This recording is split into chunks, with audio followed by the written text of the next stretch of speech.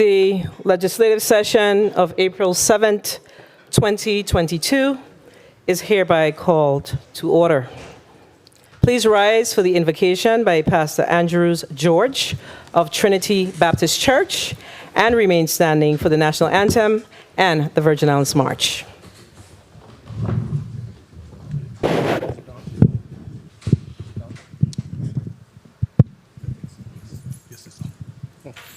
There's no more slack.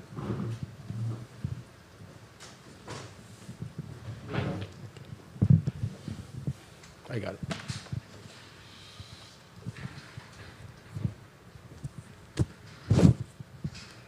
Senate President, Madam President, Mr. Vice President, Honorable Senators, support staff, let us pray. Our Father, again, Lord, we are so grateful for your goodness, your mercy, your grace, O God. We are thankful, O God, that you are the one true God of the universe, the all-knowing, all-powerful, and being in the same place all the time, Lord. We are so grateful, Lord, that we are your subjects, we are your children.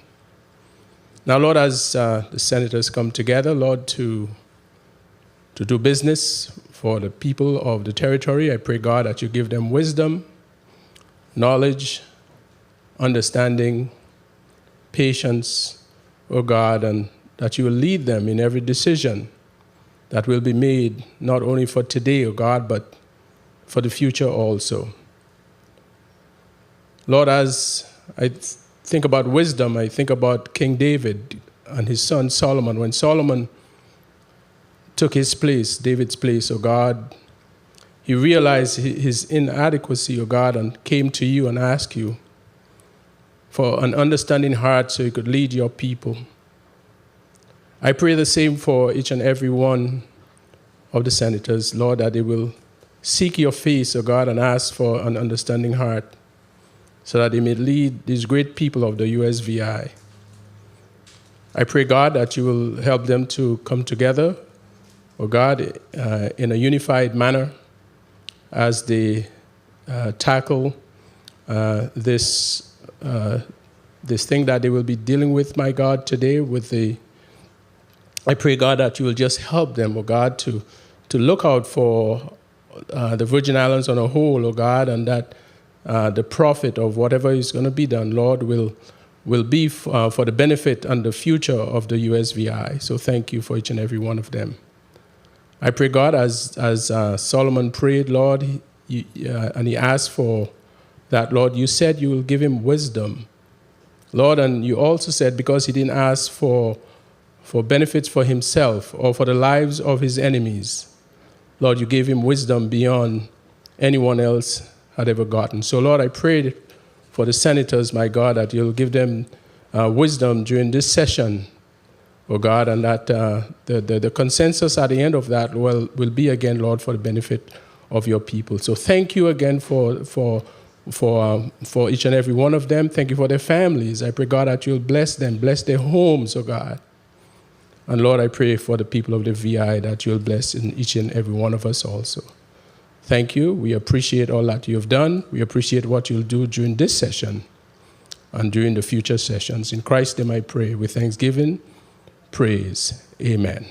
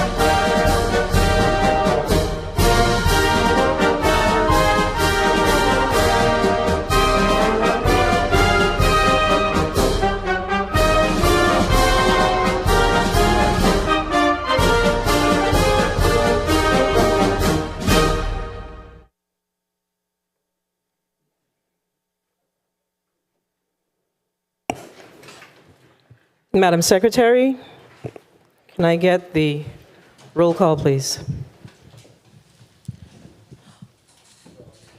Marvin A. Blyden.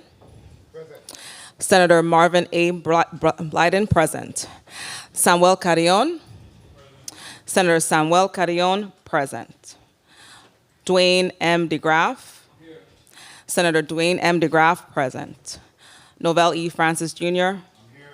Senator Novell E. Francis Jr., present. Alma Francis Heiliger. Senator Alma Francis Heiliger, present. Donna A. Fred Gregory. Senator Donna A. Fred Gregory, present. Kenneth L. Gittens. Senator Kenneth L. Gittens, present. Javon E. James Sr.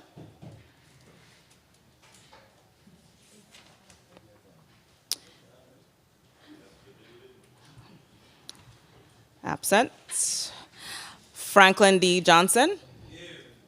Senator Franklin D. Johnson, present. Carla Joseph. Senator Carla Joseph, present. Stephen D. Payne Sr. Senator Stephen D. Payne Sr., present. Milton E. Potter. Here. Senator Milton E. Potter, present. Janelle K. Saru. Senator Janelle K. Saru, present. Kurt A. Vialet. Senator Kurt A. Vialet, present. Genevieve Whitaker, present. Senator Genevieve Whitaker, present. Senator Javon E. James Sr. Senator Javon E. James Sr., present. Madam President, we have all 15 present. Thank you, Madam Secretary. We have a quorum. All senators are present. Madam Clerk, do we have any correspondence to be read into the record? Yes, Madam President. You may proceed. April 5th, 2022, the Honorable Donna M. Fred Gregory, Senate President, 34th Legislature of the Virgin Islands. Dear Senate President Fred Gregory, on behalf of the Brian Roach administration, I submit to you the 34th Legislature the enclosed amended supporting agreements to Bill number 34-0224 to clarify the address the questions posed during the hearing on March 24th, 2022. In support of the bill amending the Virgin Islands Code relating to video lottery at the Horse Racetrack facility in St. Thomas and ratifying the agreements between the government of the Virgin Islands, GVI, and Southland Gaming of the Virgin Islands, Inc., Southland, I resubmit the updated following documents. The development agreement regarding the Clinton E. Phipps racetrack between the GVI and Southland, including Exhibit A, the plans, amended in Section 2, project investment to clarify the $11 million investment requirement by striking the words in expected value after the $11 million. 2, the second amendment to Video Lottery Services Agreement between the GVI and Southland, amended in Section 3, amending paragraph 32, affecting the race day purposes to clarify that Southland Gaming is committed to providing $600,000 per year in purses for the St. Thomas Racetrack, not to exceed $100,000 per race day to be managed by the VI Horse Racing Commission. I look forward to the return of horse racing in the territory, and again, I thank you and the members of the 34th Legislature for your prompt action on this measure. Sincerely, Albert Bryan Jr., Governor. April 1st, 2022, Honorable Donna M. Fred Gregory, President, 34th Legislature of the Virgin Islands. Dear Senate President Fred Gregory, in accordance with Section 11 of the Revised Organic Act of the Virgin Islands of 1954, as amended and Title 23 Virgin Islands Code, subsection 1005D, I submit to the 34th Legislature the enclosed proposed legislation requesting to extend the state of health emergency due to COVID-19 coronavirus pandemic, COVID-19, until May 10th, 2022, to enable the territory to continue its efforts in protecting the people of the U.S. Virgin Islands, USVI, in effectively, timely, and adaptively managing and responding to the health and economic efforts of the COVID-19 pandemic. Pursuant to Title 23, Section 1005D of the Virgin Islands Code, I hereby set forth the following considerations by the legislature. Reasons for the extension. As reasons for the extension of the state of health emergency, let me first give you some statistics to consider. The Center for Disease Control and Prevention, CDC, has reported that as of April 1st, 2022, the coronavirus disease, the severe acute respiratory illness that can spread among humans through respiratory transmission and presents itself with symptoms similar to those of influenza, has infected over 488 million people and killed over 6.14 million people around the world, while it has sickened 79,904,464 people and contributed to over 977,495 deaths in the U.S. alone. This is still a significant increase from the numbers reported as of March 5, 2022, where the U.S. had accounted for 79,078,932 sickened people and over 955,135 deaths. In the USVI, as of March 29, 2022, as many as 348,103 people have been tested, resulting in a showing of 15,636 persons as being positive to the virus, of which there have been 111 fatalities. The analysis of the data also shows that approximately 11,495 persons in the USVI have been tested between March 3rd and March 30th, 2022, resulting in a showing of 210 persons as being positive to the virus, with 2 additional fatalities during that time.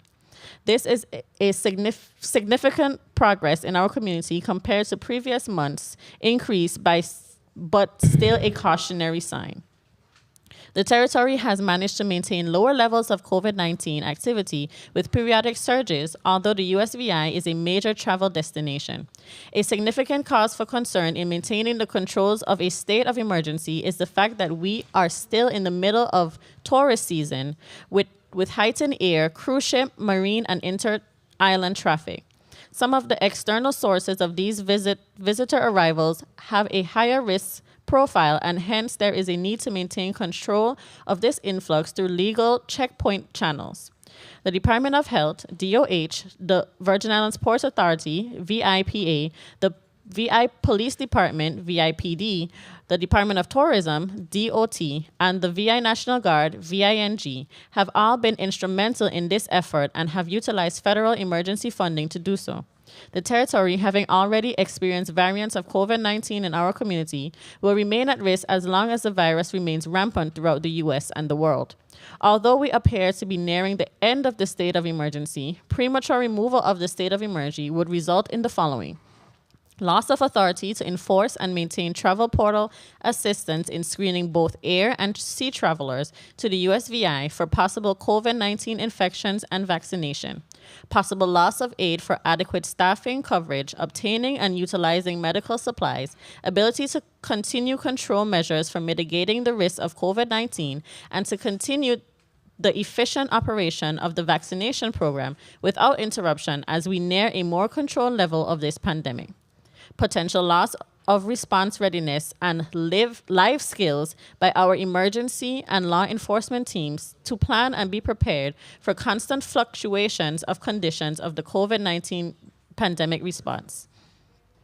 In addition to the local and federal support needed to ensure we continue to successfully manage the number of positive cases that have the potential to increase hospitalizations and death with still new variants being discovered, it is critical for us to further enhance our efforts in increasing the number of residents vaccinated.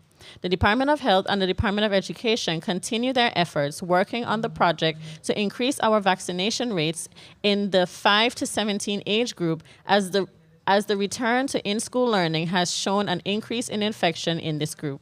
Again, this project is made possible with the support of the federal government and access to much-needed resources. Variants continue to arise from SARS-CoV-2 with the level of severity being unknown to each of us. Although we have recently reduced some of the COVID-19 restrictions in the community, we know enough not to declare that we are over the COVID-19 pandemic. And more importantly, we know we must be prepared to act and act swiftly as we did with Omicron when Omicron hit the USVI, should there be an uptick in the number of infections resulting in higher numbers of hospitalizations. Over the last 2 years, as a result of maintaining the state of emergency in place, we have managed to tighten and loosen the COVID-19 restrictions as needed as a response to the disease and its many variants. We have managed to protect as many individuals as possible when there is greater severity of this disease while still protecting the way of life and economy of the U.S. Virgin Islands. The extension of the state of health emergency will continue to provide access to funds and resources we would not otherwise have. Our hospitals, like many across the country, are suffering from the lack of staffing linked to the workload, deaths of colleagues in the clinical world, and increase in the national pay scale. The federal state of emergency has allowed us to tap into FEMA funding that supports staffing throughout the territory and allows for the continued activation of Title 32 and the assistance of the Virgin Islands National Guard, who have championed keeping our borders safe. The continuity of federal eligibility programs, i.e. SNAP, PEBT, cash assistance to TAF, Medicaid, child care, etc., have been directly tied to the Virgin Islands state of emergency and allows us to maximize the amount of benefits and services the Department of Human Services could provide to our most vulnerable clients residing within the territory.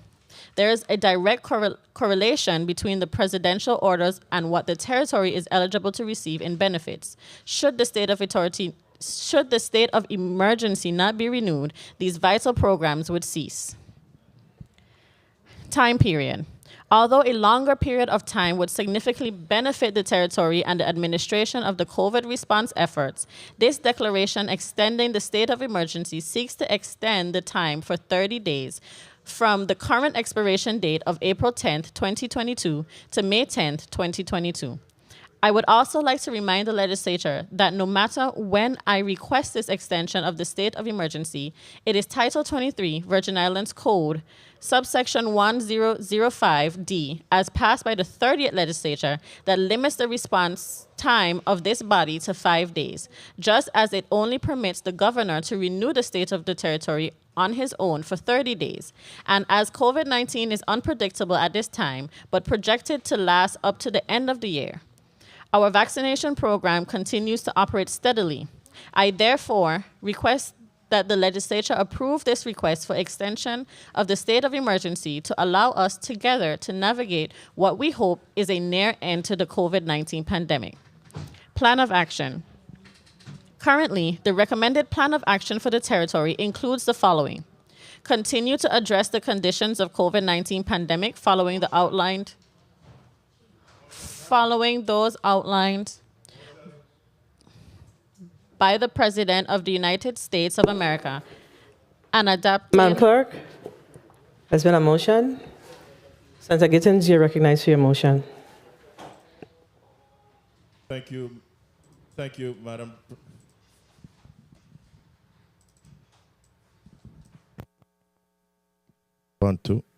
Thank you, Madam President. Madam President and colleagues, I move to waive the reading and make it a part of the file here today. I so move as per the rules. The motion has been properly moved by Senator Kenneth L. Gittins, seconded by Senator Janelle K. Saru, seconded by Franklin D. Johnson. Hearing no objections, so ordered. Do I hear a motion? Oh, sorry. Madam Clerk, do you have any other correspondence? No, Madam President. You may proceed, Senator. Senator Francis Jr. Thank you very much, Madam President. Good morning to you. Good morning to my colleagues. And good morning to the people of the Virgin Islands. I move to waive the reading of the committee report from today's agenda, as well as to order today's agenda in one block. Bill number 34-0224, as well as bill number 34-0225. 3-1 and allot 5 minutes debate time to the block. I so move. Thank you, Senator Francis. The motion has been properly moved by Senator Novalee Francis Jr., seconded by Senator Marvin A. Blyden, objected to by Senator Kenneth L. Gittins. Madam Clerk, roll call, please. Senator Marvin A. Blyden. Senator Blyden. Yea. Senator Samuel Carrion. Senator Carrion. Yea. Senator Dwayne M. DeGraff. Senator DeGraff. Yea. Senator Novell E. Francis Jr. Senator Francis Jr. Yea. Senator Alma Francis Heiliger. Senator Francis Heiliger. Yea. Senator Donna A. Fred Gregory. Senator Fred Gregory. Yea. Senator Kenneth L. Gittins. Senator Gittins. Nay. Senator Javan E. James Sr. Senator James Sr. Yea. Senator Franklin D. Johnson. Senator Johnson. Yea. Senator Carla Joseph. Senator Joseph. Yea. Senator Stephen D. Payne Sr. Senator Payne Sr. Yea. Senator Milton Potter. Senator Potter. Yea. Senator Janelle K. Saru. Senator Saru. Yea. Senator Kurt A. Viale. Senator Viale. Nay. Senator Genevieve R. Whitaker. Senator Whitaker. Yea. Madam President, we have 13 yeas, 2 nays. Thank you, Madam Clerk, and good morning to... Oh, please read today's agenda into the record. Consideration of... Wait, hold up, I have to pound the gavel. I'm on my nerves today. We're going to get it right. We're going to get it right.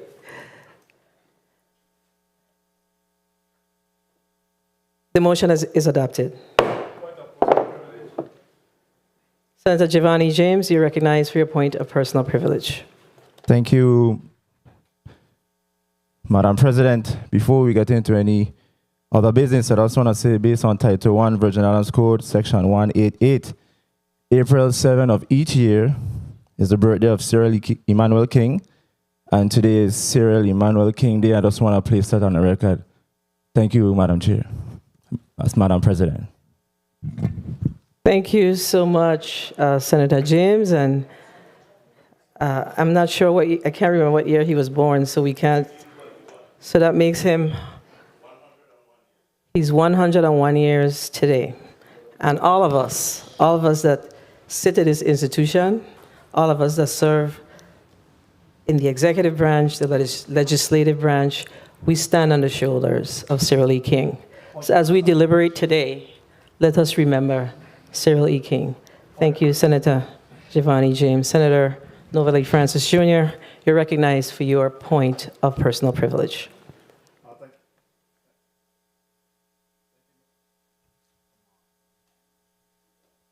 Thank you very much, Madam President. In light of the revelation that have been made by my colleague, I will recommend that we stand for a moment of silence in memory of Cyril E. King.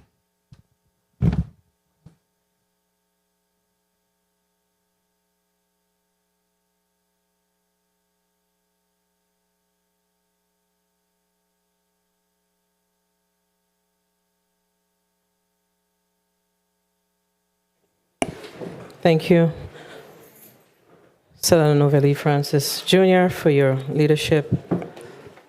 Madam Clerk, please read today's agenda into the record. Consideration of floor agenda, bills.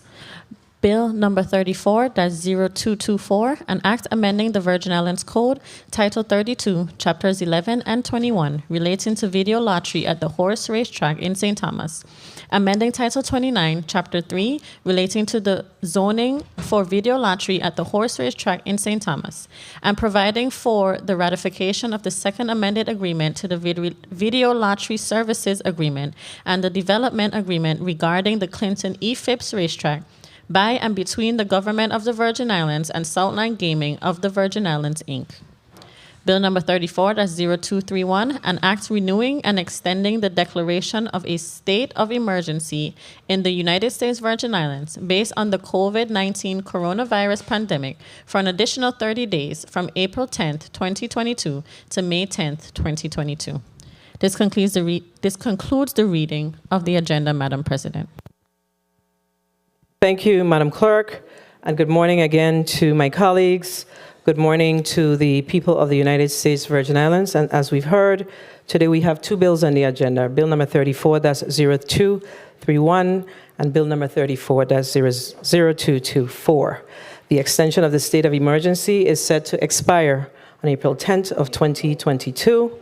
A committee of the whole was held on March 22nd, 2022 on the Island District of St. Croix, where we heard from the various departments and agencies, inclusive of the Commissioner of Health, Usta Encarnacion, and the Director of Vitima, Daryl Jashen. The bill before us, 34-0231, extends the state of emergency for an additional 30 days. Bill number 34-0224 is a settlement agreement between Southland Gaming and the government of the Virgin Islands as a result of a lawsuit filed in 2018. We have before us a settlement where those parties agreed after a judge ordered the government of the Virgin Islands to mediate a resolution. During the Committee of the Whole on March 22nd of 2022, members of the institution had concerns on the proposed agreement, and the bill before us have addressed some of those issues. Colleagues, I was going to say that we've done our work, but I'm not going to say that. I have done my work. The legislature of the Virgin Islands does not negotiate on behalf of the government. That is a function of the executive branch. However, as legislators, we have a right to articulate our concerns relative to measures that are before the body for ratification, and we did so. The executive branch heard our concerns and addressed the concerns we raised in our Committee of the Whole meeting. The governor has submitted a revised agreement that addressed the concerns. Specifically, Southland Gaming will invest $11 million on the racetrack, not $11 million in appraisal value.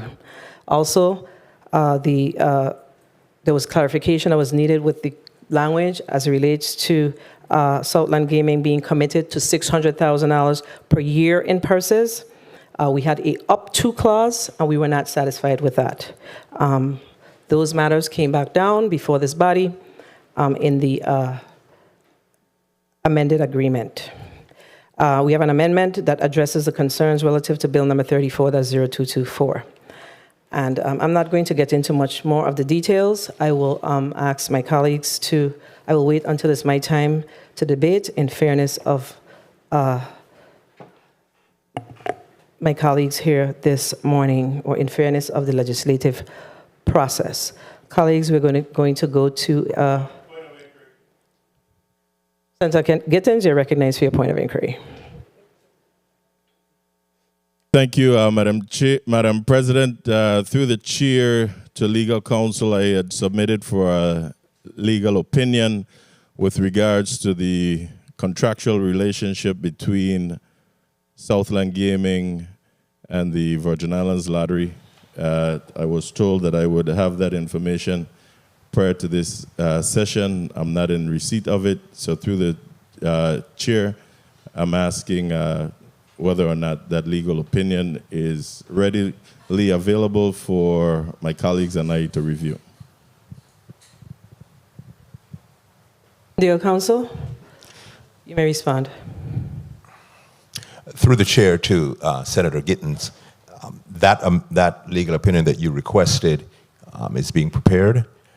Before I came up on the floor, I know the counsel assigned to it was finalizing that opinion. I've asked the staff member to go down and check to see the status of the opinion that you had requested. I don't recall it that we indicated to be ready before the session, but nonetheless, it is. I know that it was being finalized. So once it is ready, it will be brought to you, and then you can then do as you choose with respect to that. Thank you. Thank you, Madam President. Motion. Senator Gittins, you're recognized for your motion. Madam President and colleagues, I move that Bill number 34-0224 be sent to the Committee of Jurisdiction for further vetting. I so move.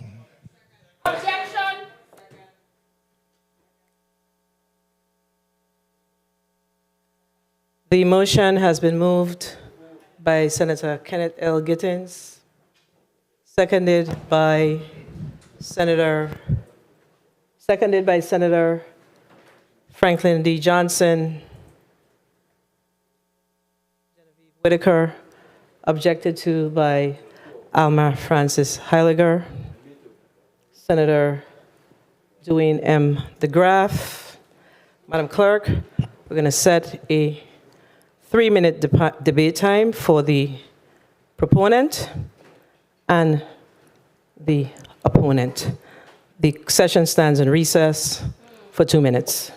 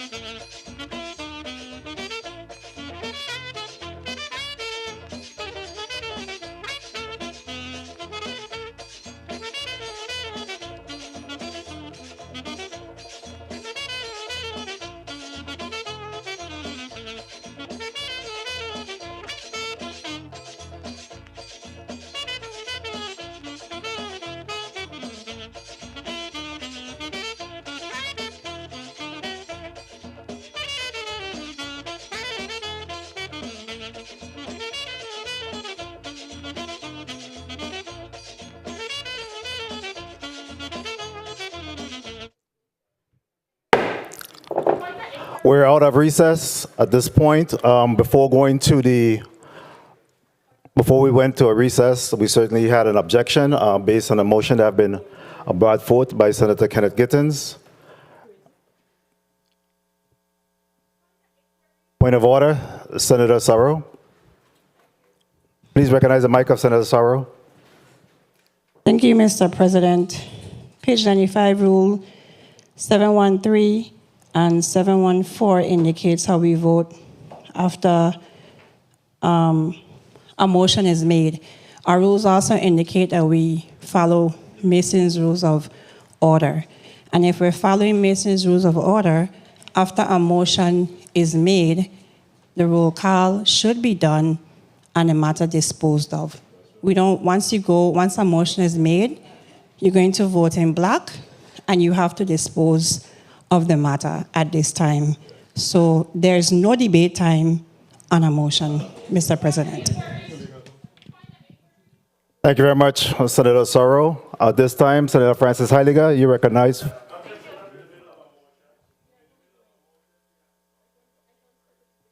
So we have 2 minutes debate time.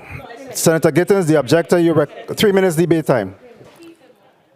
Senator Gittens, you recognize for your 3 minutes debate time. Before we do that, legal counsel, you heard the position that have been put on record by Senator Sorrow in regards to violation of Rule 713. What is your position on that, sir?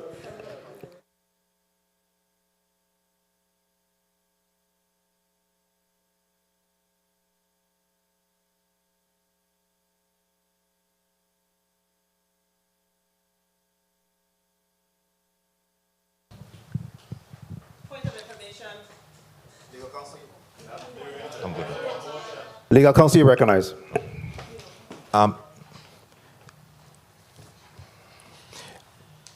To the chair, the rules of the legislature, specifically section 713 and 714, govern the conduct of motions. All motions, according to these rules, require an affirmative majority vote, a quorum being present for passage. It does not specifically speak to, these rules do not specifically speak to what happens with respect to debate on motions. Senator Sorrow referenced Mason's Rules of Legislative Procedure that govern such motions. I don't have that. I've asked to get that up here so I could look at that. That said, to the extent that the majority of this body or members of this body disagree with the ruling of, in this case, the chair, as it relates to the conduct of the body to this motion, then you're free to challenge the chair. And the majority of the body, if so does, challenge the chair, then the chair is overruled. If it is not challenged, then the chair's ruling stands. So, absent looking at what Mason says, I know that is a practice of this body, that a majority may challenge the ruling of the chair on any pending question before the body. Thank you very much, legal counsel. Point of order, Senator Fred Gregory. Thank you, Mr. President. Rule number 704 of the legislative rules. No motion or any matter may be debated until distinctly announced by the president. And debate must be germane to the matter being debated. No senator may speak or debate except as provided in these rules. Thank you, Madam President. Very well. At this time, again, Senator Gittens, the objector, you are recognized for your 3 minutes debate time. Senator Heiliger, you also will be given some time. Senator Gittens, you are recognized for 3 minutes. Thank you, Mr. President. I hold my time to hear from the objector. Thank you very much. Senator Francis Heiliger, you are recognized for 3 minutes. How much time have remaining for Senator Gittens? 2 minutes, 52 seconds. Thank you. Francis Heiliger? Yes, sir. You're recognized. Thank you. I I'm an objection to this in regards to the Committee of Jurisdiction. I am very concerned as to what is happening in this institution, because when it comes to this piece of legislation 224, it seems like this is some plot to create a division between the districts of St. Thomas, St. John. And everything, St. Thomas, St. John, and St. Croix, everything that we have discussed here today behind the scenes and even here on the floor is of a major concern for me. And if anything is going over to the jurisdiction of finance, which our lovely gubernatorial candidate is the chairman of, and in dealing with so many of bills that go there that will never see the light of day, I am very concerned about it going to that jurisdiction, where I would prefer it go to the committee of the whole, if we choose to do that. We don't. I reserve the balance of my time. Thank you. How much time remains for Senator Francis Heiliger? 2 minutes, 6 seconds. Senator Gittins, you recognize. Point of order, colleagues. Senator Gittins, you recognize for your 2 minutes and 52 seconds. Thank you, Mr. President. And that's why I wanted to hear from the objector. And if that's the reason for the objection, then I will withdraw and restate my motion, if I may do so at this time. I return the balance of my time. You return the balance of you with. Very well. Senator Francis Heiliger, you recognize you have how much? 2 minutes, 32? 2 minutes, 6 seconds. 6 seconds. Thank you. Out of courtesy and sharing with my colleagues, I would like to transfer the balance of my time to my colleague, Senator Fred Gregory. Thank you. Senator Fred Gregory, you recognize you have 2 minutes and 6 seconds. Thank you, Mr. President. Colleagues, are we saying that we prefer for 7 individuals in this body to make a decision on whether this matter moves forward? Are we really sending this matter to the Committee on Finance, where 2 of our members, to include the chair of the committee, have already indicated to this community the intention to run for higher office? Are we really going to engage in this game of political football? This matter was heard on March 22nd. Concerns were raised by the members of this institution. Senator, colleagues, We further met Senator Fred, with our Senator legal Fred Gregory, counsel to the floor. discuss the bill, and we subsequently shared the concerns with the governor. The governor addressed the concerns, raised and revised agreement was submitted to the institution.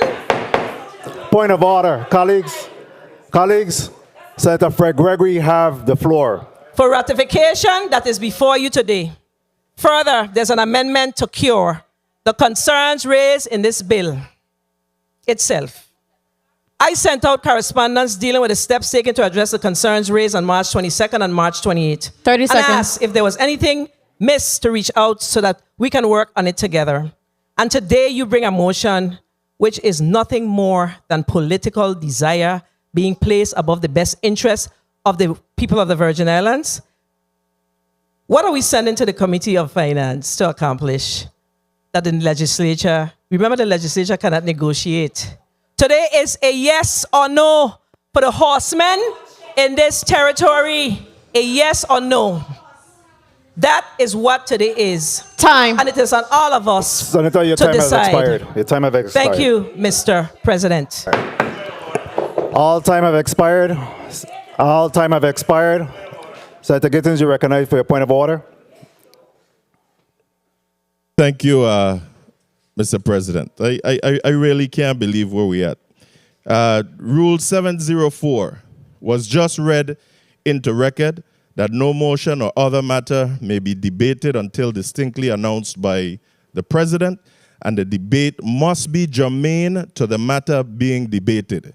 Here it is. We just saw our President relinquish the seat to do an attack against 2 members of this body, which is totally unethical and uncalled for. And as such, I am calling a point of order on what just took place. That should have never happened. There was at no time did anyone state that this measure was being moved to the Committee on Finance. I specifically said that I will withdraw my motion and restate my motion, and I am still there. So I'm calling for a motion at this time. Senator Gittins, you recognize your motion at this time.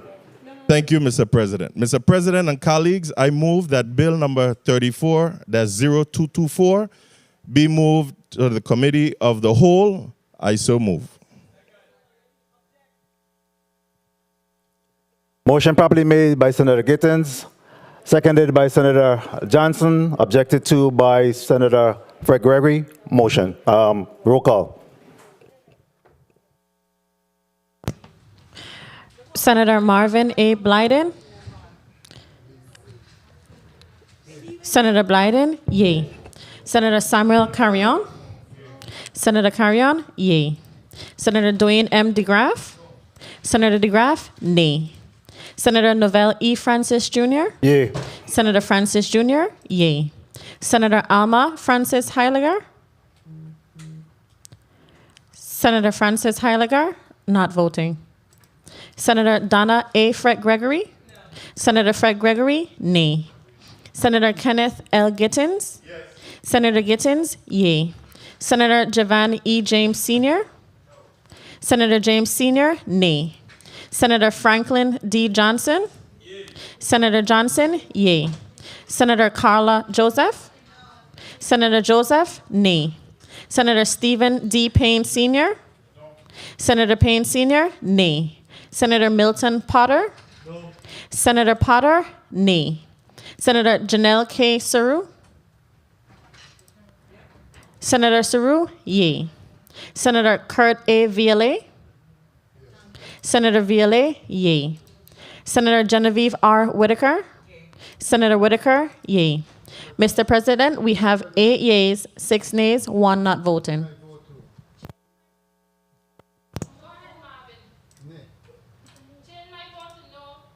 Please record or change Senator Francis Heiliger, record her vote as no and change Senator Blyden's vote to no.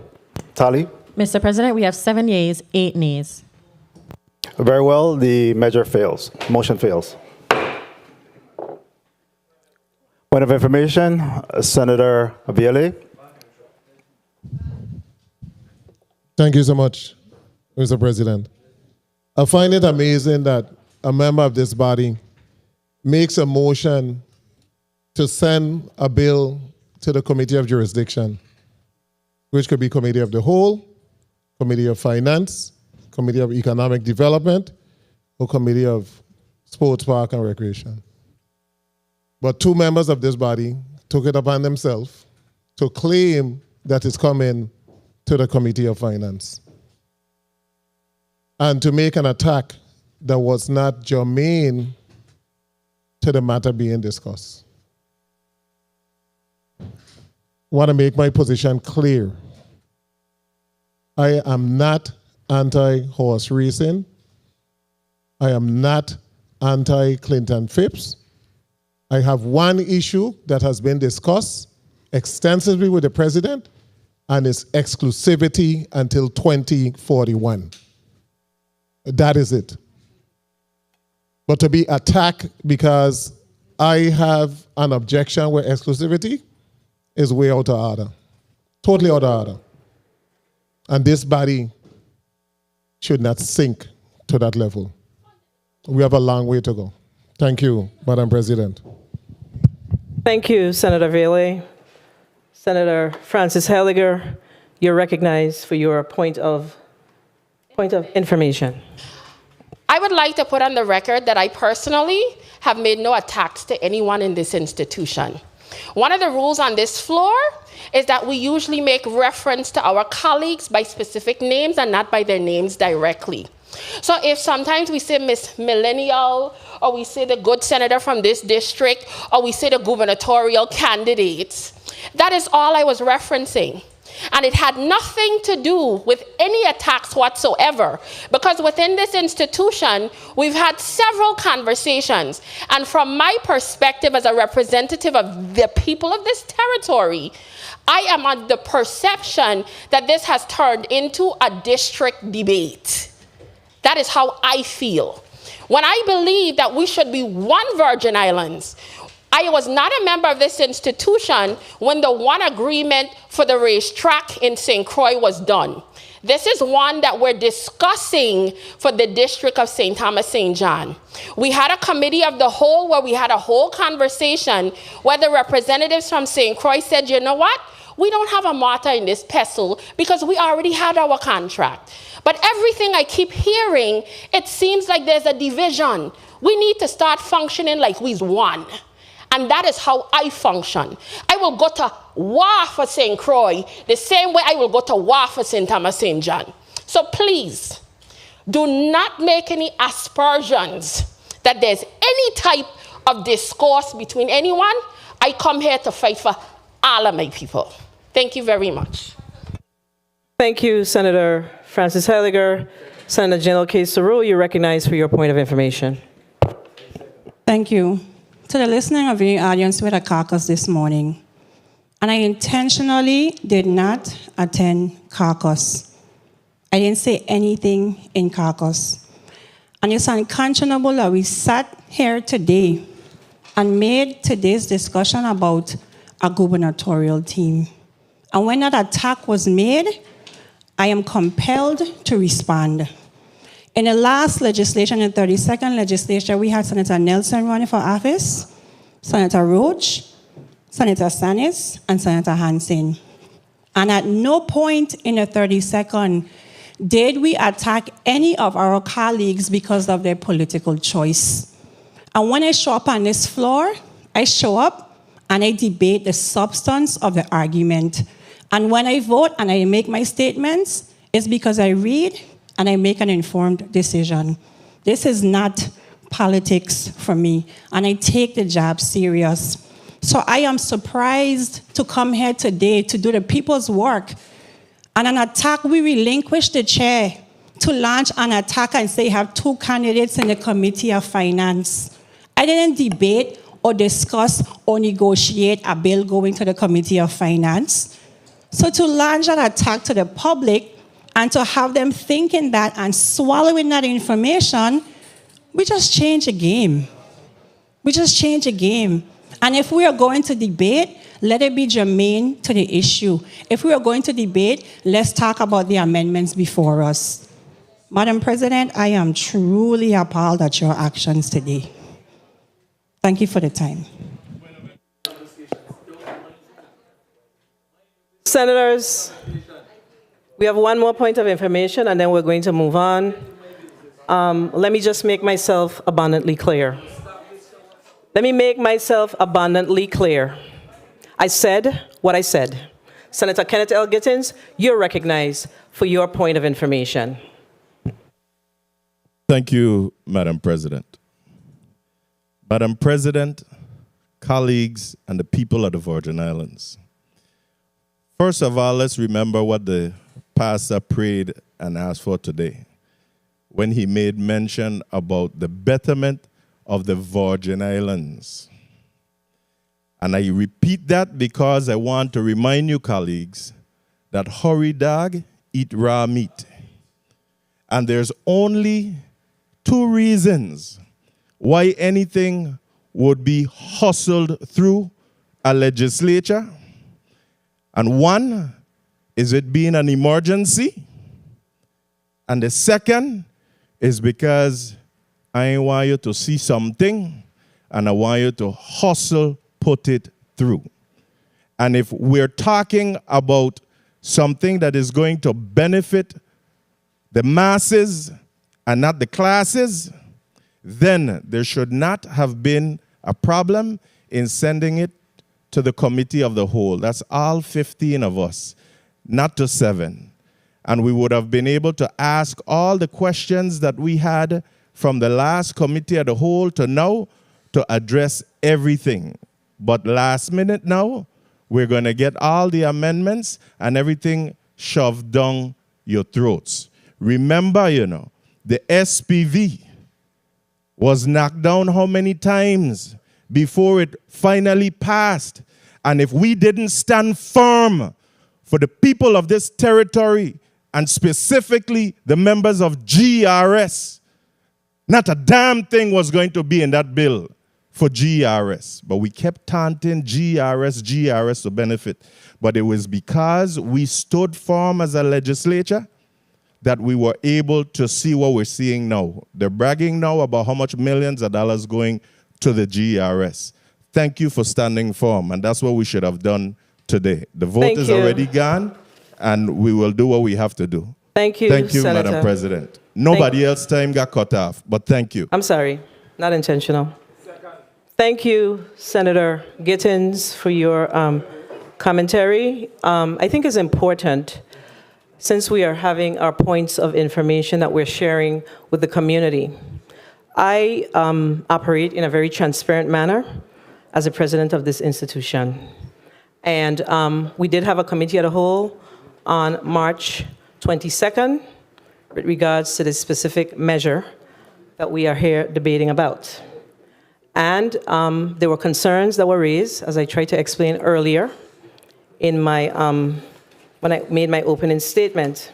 The specific concerns that were raised were around the investment and the purse. Those are the specific areas. We subsequently had a meeting, I want to say it was around April 1st, with the legal counsel of the legislature, and she shared with us how we could cure, I'm trying to find my paper because I always try my best to come prepared, how we could cure the issues that were before us, that was discussed, and we discussed them on the call with our legal counsel. After that, 2 days after that, I sent correspondence to every single member in this institution, outlining what was discussed, outlining the clear concerns, and what the approach was. I sent the information up to the executive branch, indicating that my colleagues have indicated that these 3 issues were a deal breaker. Okay? The majority of them said these 3 issues were a deal breaker. And we cannot negotiate with the contractor. Okay, that's not our job. But our job is to have the conversation with the executive branch. And I did that. They subsequently sent down a change to the agreement and to the development agreement, outlining exactly what our concerns were. I sent notice to my colleagues indicating specifically, this is what I took away from the meeting. And if you have anything else to add or subtract, let me know so we can discuss it. I did not get any correspondence back from, or any conversation back from my colleagues with respect to any discussion around any concerns or additional items that needed to be added.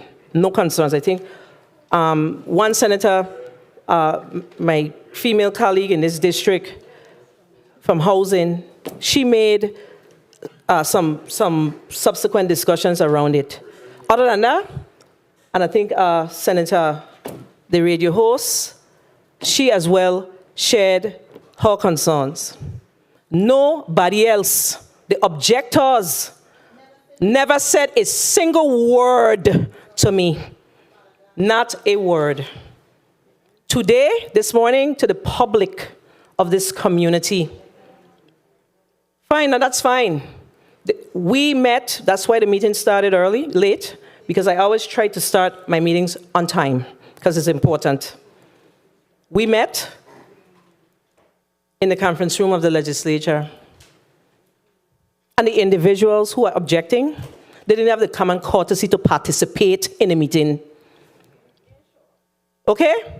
And I specifically asked, before we left that meeting, was there anything else that we were going, are there any surprises? And of course, we try to work collaboratively because of course, when the elephants fight, the people get trampled. The grass gets trampled. And in this case, the people get trampled. So I tried my best to make sure that we address our issues collectively so we don't have to have this conversation. But here we are having it. And that's good. It's part of the deliberative process, like one of my colleagues say all the time. So I'm not afraid to deliberate. And I'm not afraid to deliberate. And my intention is not to attack anyone in this institution. However, if we are going to be talking about this jurisdictional matters around that motion, naturally, the president of the institution, I have learned what jurisdiction means. So there is a jurisdictional issue, and that's what I made mention to the Committee on Finance. And Committee on Finance is only made up of 7 individuals, whereas the Committee as a whole is made up of every single senator in this institution. And this matter requires the discussion of every single senator in this institution. And we had a committee as a whole, and we had a subsequent behind-the-scenes meeting. Thank you. Senator Kurt A. Vielle, you're recognized for your point of information or point of information? Point of information, Senator. Thank you so much, Madam President. I just wanted to say, Madam President, that Senator Kurt Vielle was at the meeting this morning from beginning to end. So I don't bring any point and not have a discussion with my colleagues. I was there. I was in attendance. I heard the issues that were advanced. Some of the issues were issues that I also had concern with, and they were sent to the executive branch. At the committee of a whole, I made a recommendation when we had the meeting, the team's meeting, that we send the recommendations to Government House. I also had an issue with exclusivity from the inception and spoke about it more than once. When the issues were outlined, up to $600,000 taken care of, investment taken care of, a next issue taken care of. I then asked the question, what about exclusivity? The answer was, that is off the table. My response was, why is it off the table? It is a concern. And that concern is not jurisdictional. That concern isn't for St. Croix. That concern is for St. Thomas. Because there are provisions of that exclusivity that could block casino gaming in this district until 2041. That is the reality. Because we're ratifying a contract in this bill. We're ratifying a contract from 2003. The language says that Section 4, the legislature ratifies the 2003 contract, the 2013 contract, and then the 2022 contract. There is a reason why we're ratifying the 2003 contract, because Section 5 says exclusive contract. So it doesn't make a difference what amendment we bring. We are ratifying a contract from 18 years ago, and any other decision moving forward, Southland Gaming can say that the contract has been impaired. That is the reality. They have nobody here wants horse race more than me, because there's no greater lover of horse race in this body than Court Anthony Vielle. And I've raced horses in St. Thomas. But I want to make sure that this jurisdiction is not going to be locked out of future development until 2041. And am I wrong for that? No. And I'm not going to be intimidated or scared to put what my feelings are on the record. I am not. Thank you so much, Madam President. Thank you, Senator Vielle. Senator Alma Francis Helga, you're recognized for your point of information. Thank you so much, Madam Chair. I would like to thank my colleague across the aisle. I ain't going to say governor again, but we're going to find another word to use. What do you want me to use? I'll try something else. Okay, colleague. We'll use colleague across the aisle. What I want to say is that I would like to thank him for bringing up that point, because he was not the only person that was concerned about it. As a matter of fact, more than half of the individuals in this room brought that to the forefront. And because that was brought to the forefront, several amendments were created to create the intent of this institution to make sure that when it comes to the potential of extending casinos to the District of St. Thomas, St. John, that everyone understands what this institution wants, to make sure that this document that we have before us will never block any kind of extension to this jurisdiction.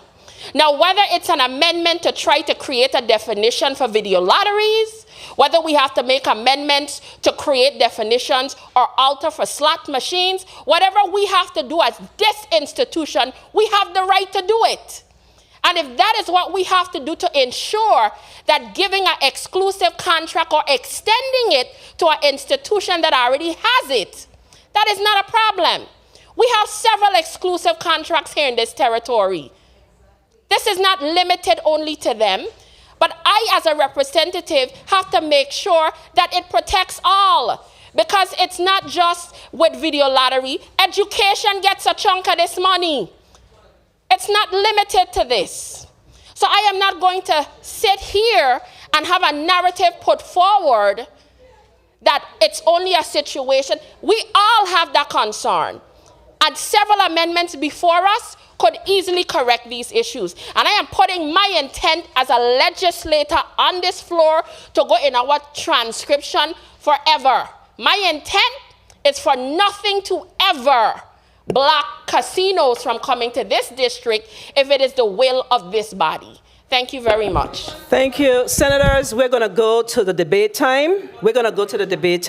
I'm going to allow 2 more points of information, and then we're going to get to debate. Please. Thank you. I think Senator Whitaker requested a point of information before. You may proceed, Senator. Thank you, Madam President. I also want to put on the record as to why I, in fact, would like this to go to the committee of the whole. In preparing for today, back on March, because my whole point about our responsibilities as senators, at the end of I sought a legal opinion from our legal counsel. And one of the things, as we go through this process, even as our legal counsel opined, is that there's other information about other arrangements and agreements that there's no information. So as we deliberate, we must have all the information that we need. And I don't believe that we do. We don't, in fact, have all the information that we need in order to make a proper decision. Also, I sent to all of you as colleagues a concern that hasn't been raised, that relates to this agreement, because there are other laws in place as it pertains to this agreement, other concerns from the past. So I would much prefer that we get together. For example, this session today we learned about it last week, Wednesday, for today. So what are we rushing for? Let us do right by our people. Let us hear our constituent concerns. Let us make sure that we don't make any more mistakes that we've made in the past. But we cannot deliberate without the necessary information that even, in fact, our legal counsel put an opinion where, in fact, it's being said that there's other information and agreements that we don't have in order to make a decision. Thank you, Madam. Thank Madam you, President. Senator Whitaker. And I'm not aware of any opinion that came from our legal counsel that said what you indicated.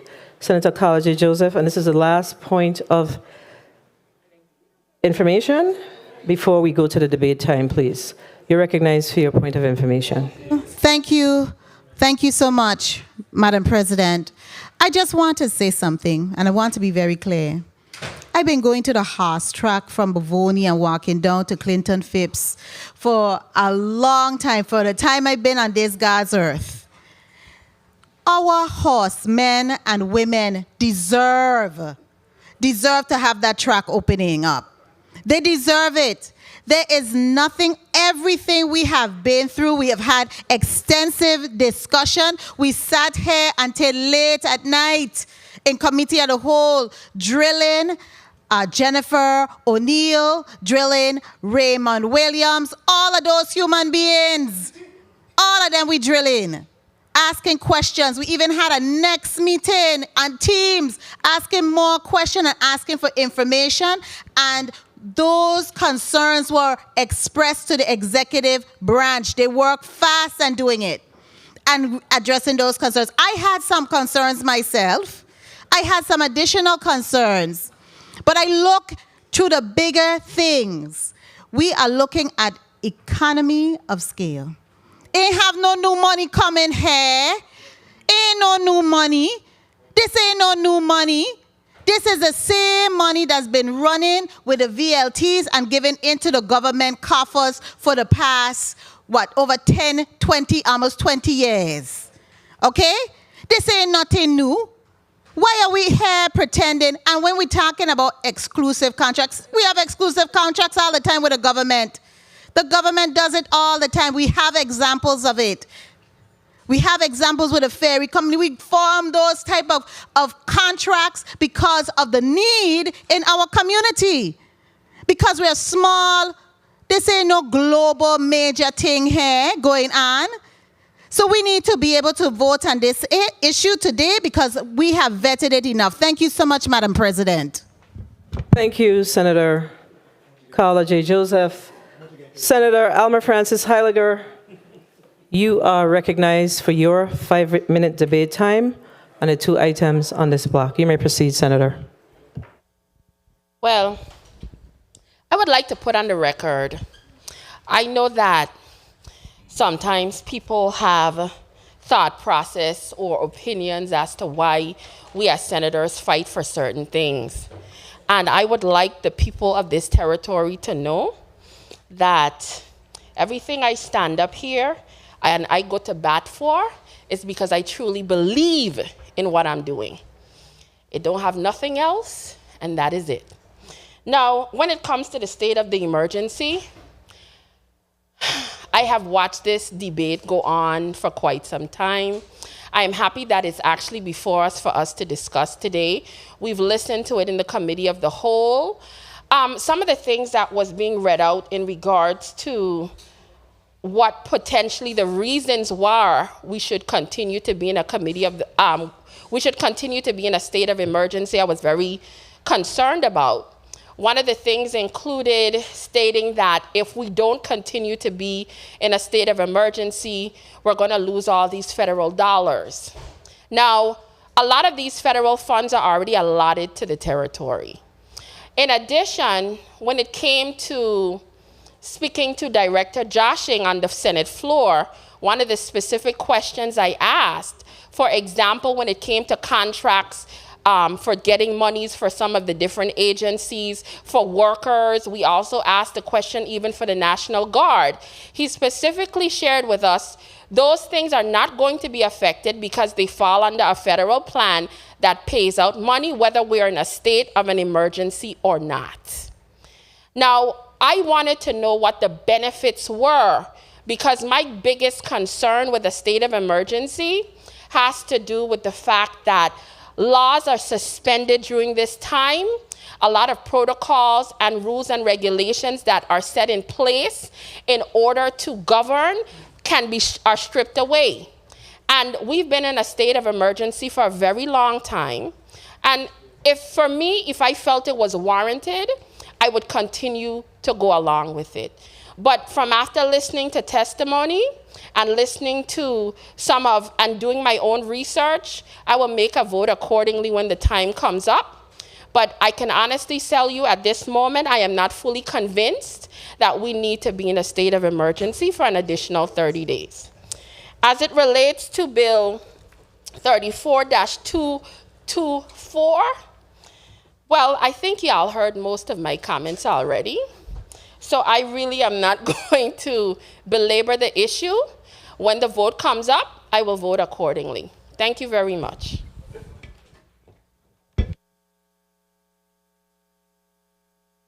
Thank you, Senator Francis Heiliger.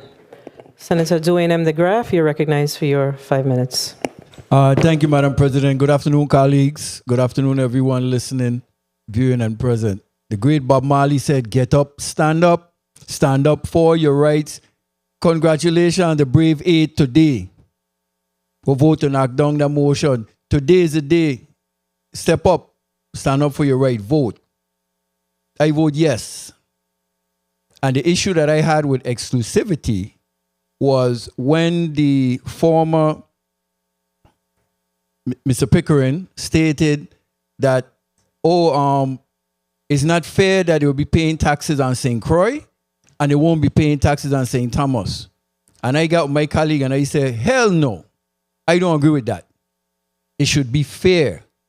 But then when the director from Lottery, Mr. Williams, stated that no, they pay 37.5% tax and then they still pay 6% gross receipt taxes.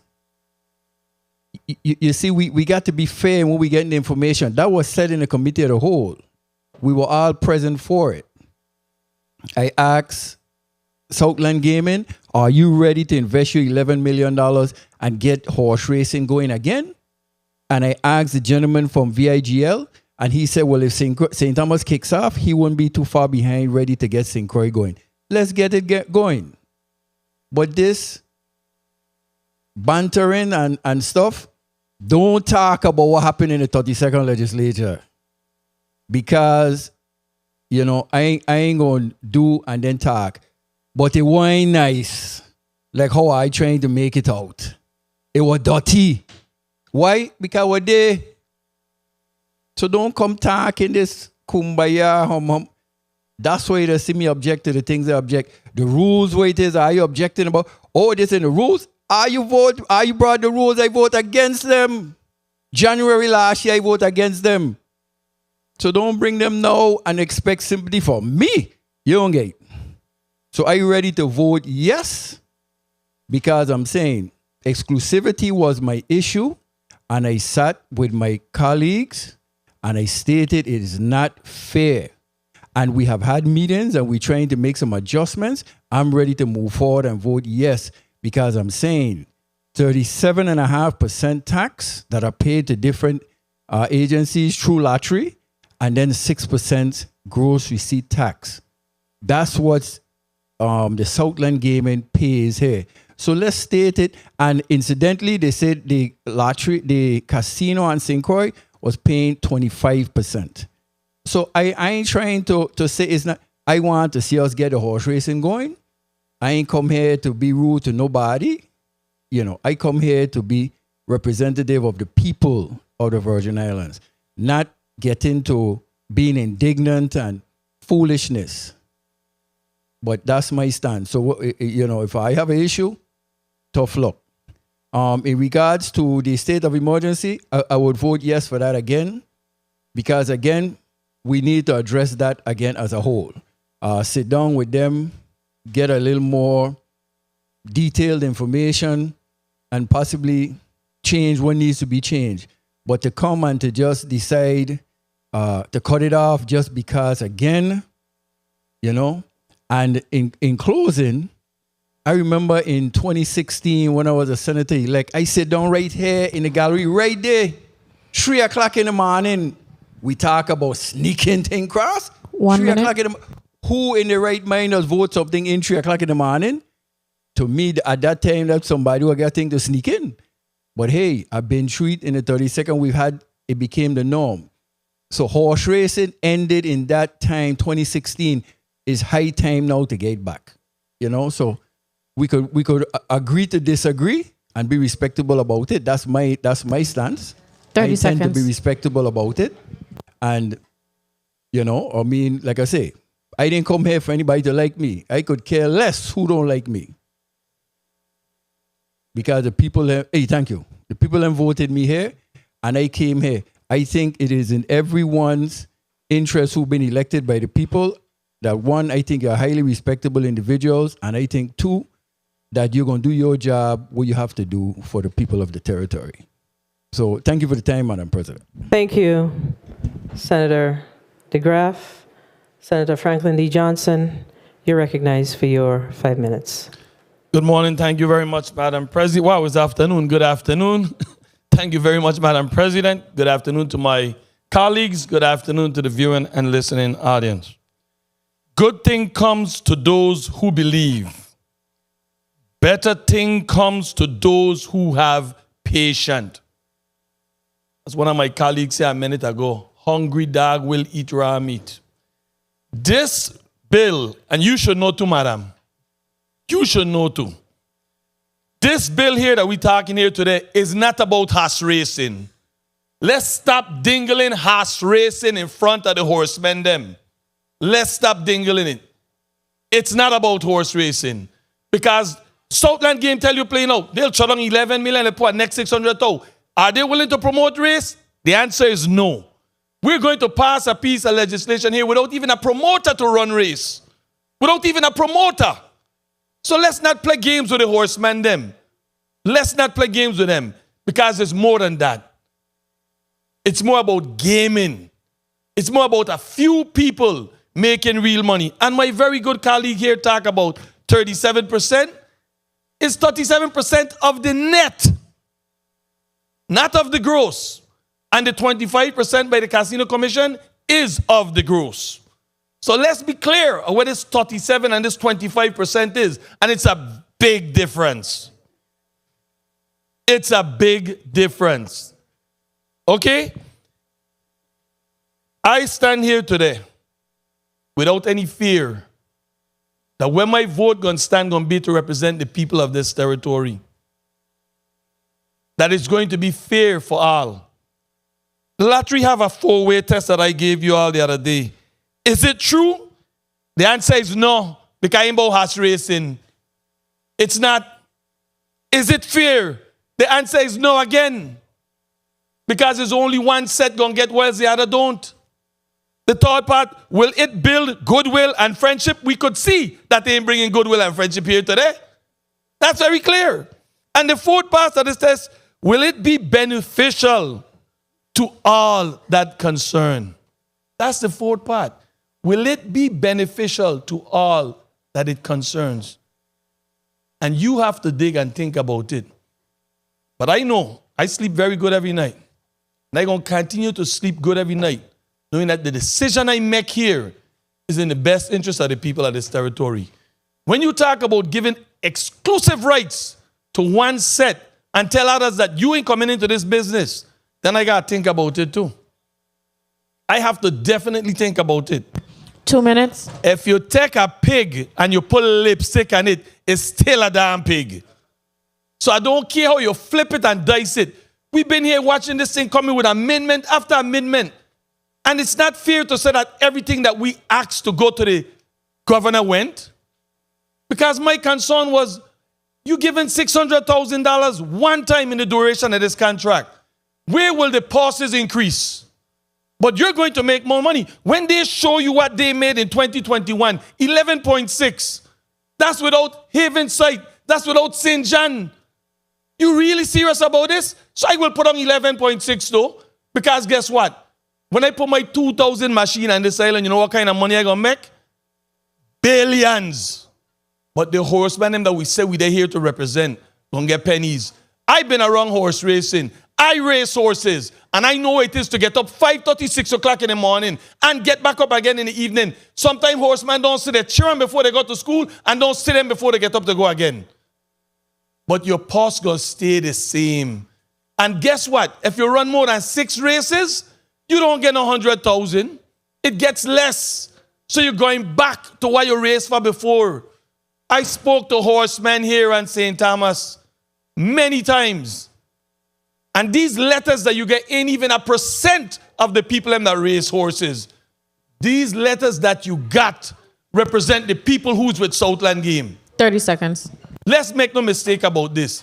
This piece of legislation is no good to the people of this territory. And I'm not saying St. Croix, St. Thomas, or St. John. The people of this territory, at the end of the day. When we talk about giving these exemption and all of these exclusions, we giving away. And then tomorrow we tell the people we can't get them a raise. Tomorrow we tell the people we don't have money for infrastructure. But yet, where our money is coming from, we're not getting it. Time. When the time comes, I'll vote. And as for the emergency part, when that time comes, I'll vote on that too. Thank you very much, Madam President.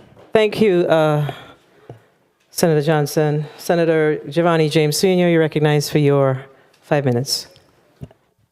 Good afternoon to the people of the U.S. Virgin Islands. Before I mention anything on the agenda today, I just want to say my sincere condolences to the family and friends of Dr. Eugene Peterson.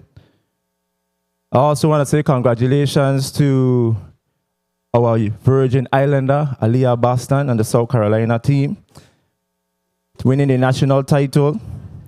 I also want to say congratulations to the members of the 34th Legislature of the Virgin Islands, because based on the headlines today, it is saying USVI retirees can rest easy for the next 30 years as government closes on historic $1 billion bond sale to fund pension system. Congratulations to the 34th Legislature of the Virgin Islands.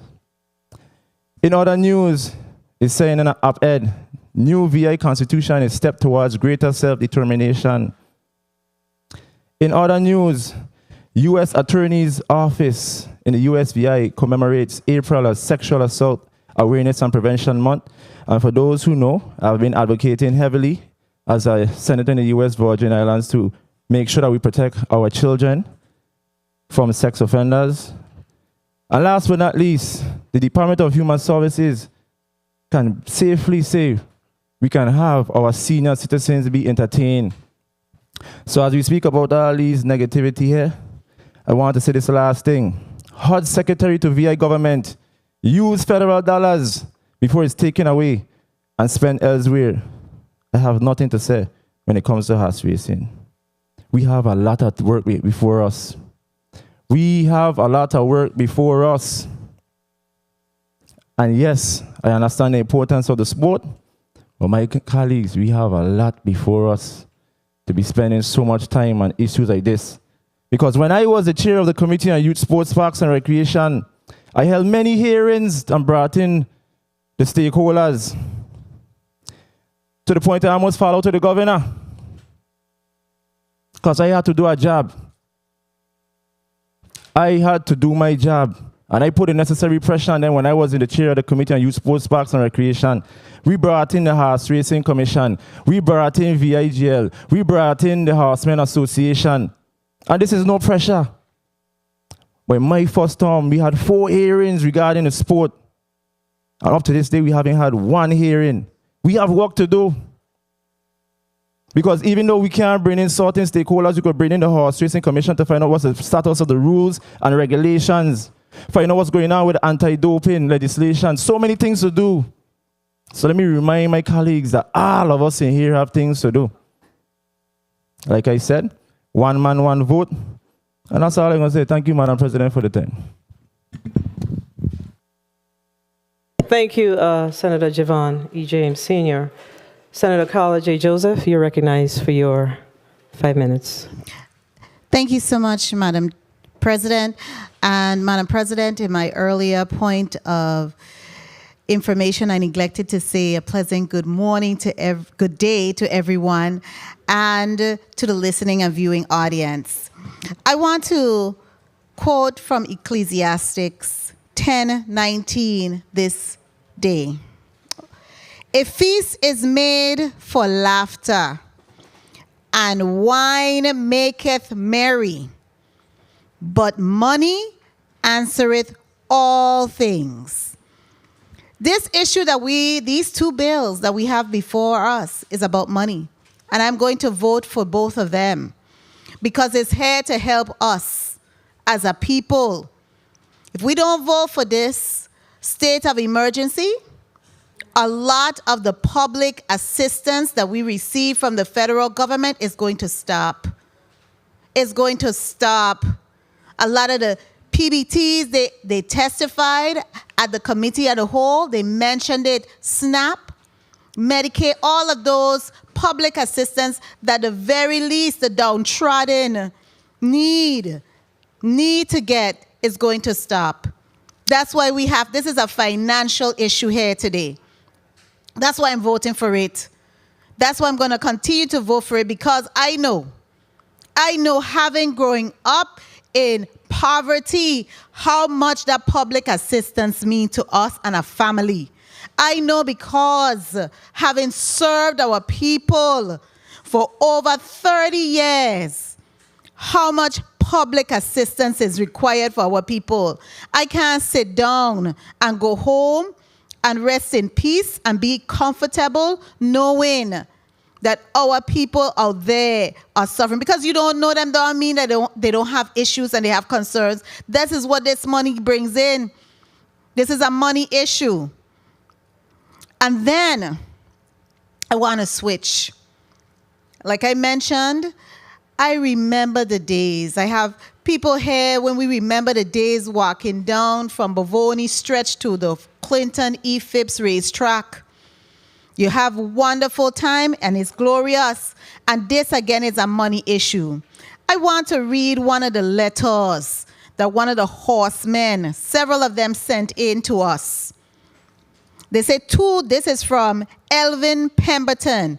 Mr. Pemberton said, 2 Sundays ago, March 20th, 2022, representative of both horse racing group met and agreed to endorse the approval of the above bill, which will settle the lawsuit between SGVI and GVI and result in the rebuild of the racetrack 2 minutes. and the resumption of horse racing territorial.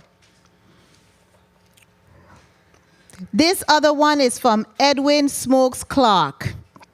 He says, we have not have any activity on the racetrack since the last race in August of 2017. How long ago that is? Except for the times they were preparing to run race, guess where? In Tortola. That's unconscionable. Let the people them have their horse races. A lot of investment went into these horses. So I hope my colleagues are going to look and be a bigger person today. And they are going to reach up high to see that we need to answer to the plight of our people on both measures. Those who have invested in horse racing and have bought a lot of hay, taking care of all of their animals for all of these 4, almost 5 years. And also to the persons who are downtrodden here in the Virgin Islands, who rely heavily on public assistance. We have a large amount of people in poverty still here in the Virgin Islands. We have one of the highest poverty rates in a country in the United States of America. And we are debating whether we are going to approve the state of emergency 30 seconds. and call for. Unheard of. Unheard of. Too much is given, much is expected. And colleagues, I'm expecting that all of us here will stand united. Yesterday, in the plaque presentation, there was a presentation by one of the awardees, and it says it right here on our seal. It says, united in pride, Virgin Islanders, Time. united in pride and hope. So I want to leave us with that, united in pride and hope. Thank you, Madam President, for the time. Thank you, Senator Joseph. Senator Stephen D. Payne, you're recognized for your 8 minutes. Your 5 minutes, I'm sorry. Thank you for the time, Madam President. Good morning, colleagues. Good morning to listening and viewing audience. You know, as an officer, when I used to work on the track in St. Thomas, I see thousands of individuals from the BVI, St. Thomas, St. John, St. Croix, are congregating for a sport that they love, that they are watching fade away in front of their eyes. Even on the big island of St. Croix, these individuals love horse racing so much they created their own horse racing track in the bush out of their love of the sport. Since the government wasn't doing their part, they said, we're going to take it upon ourselves. We're not going to do it illegally on the street, but we're going to go on the side to show that should show us the love that people have for this sport. Personally, I'm not a horseman. I'm more into cars. I'm a carman. However, all the horsemen I've spoken to from St. Croix And at St. Thomas, they are 100% almost desperate to see the sport that they love come back to the territory. The horsemen and St. Thomas that repeatedly stated that the sport that they love not just fading away, but they can't understand why there isn't a sense of urgency as it relates to restoring horse racing. They stated right now and for years, right now on the track in St. Thomas, there's nothing but rotting buildings and overgrown bush. Nothing. And this is for years. If we don't vote for this and it doesn't pass, we're looking at what? Another 5, 10, 15 years of no horse racing, or they have to sacrifice and make pilgrimage across to the BVI in order to enjoy horse racing. We don't have the land space down here for them to go and cut apart in the bush and place and create their own track. Even as it relates to drag racing, if we don't implement that drag racing track, the guys then start drag racing on the street, which is actually illegal. We don't want to see that. But they are the horsemen are in a position now to receive a track that has racing entertainment center to include multi-purpose facility, improved grandstands, new restrooms, new concessions, luxury viewing suites, live betting booth, gaming center to feature VLT machines, off-track betting, new bar, family picnic area, facilities for jockeys and racehorses, new quarantine barn, new paddock, new jockey locker room, new veterinary and saddling barn. Right now, there's nothing. There's nothing else on the horizon. 2 minutes. We had concerns as it related to funds being obligated to purses at each race. Now, it has been amended to reflect that each race they're going to provide at least $100,000. Also, the developer going to provide an investment to the St. Thomas track of not less than $11 million. Now, I met this guy in C-Trade, Mark Glover from Alliance Strategies, who has guided me through the world of investments. We have had many meetings with large institutional investment firms across the territory and across the mainland.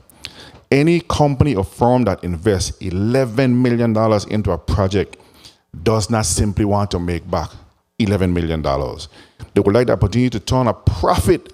So as it relates to an extension of exclusivity, I don't have a problem with that. Investing is a risk.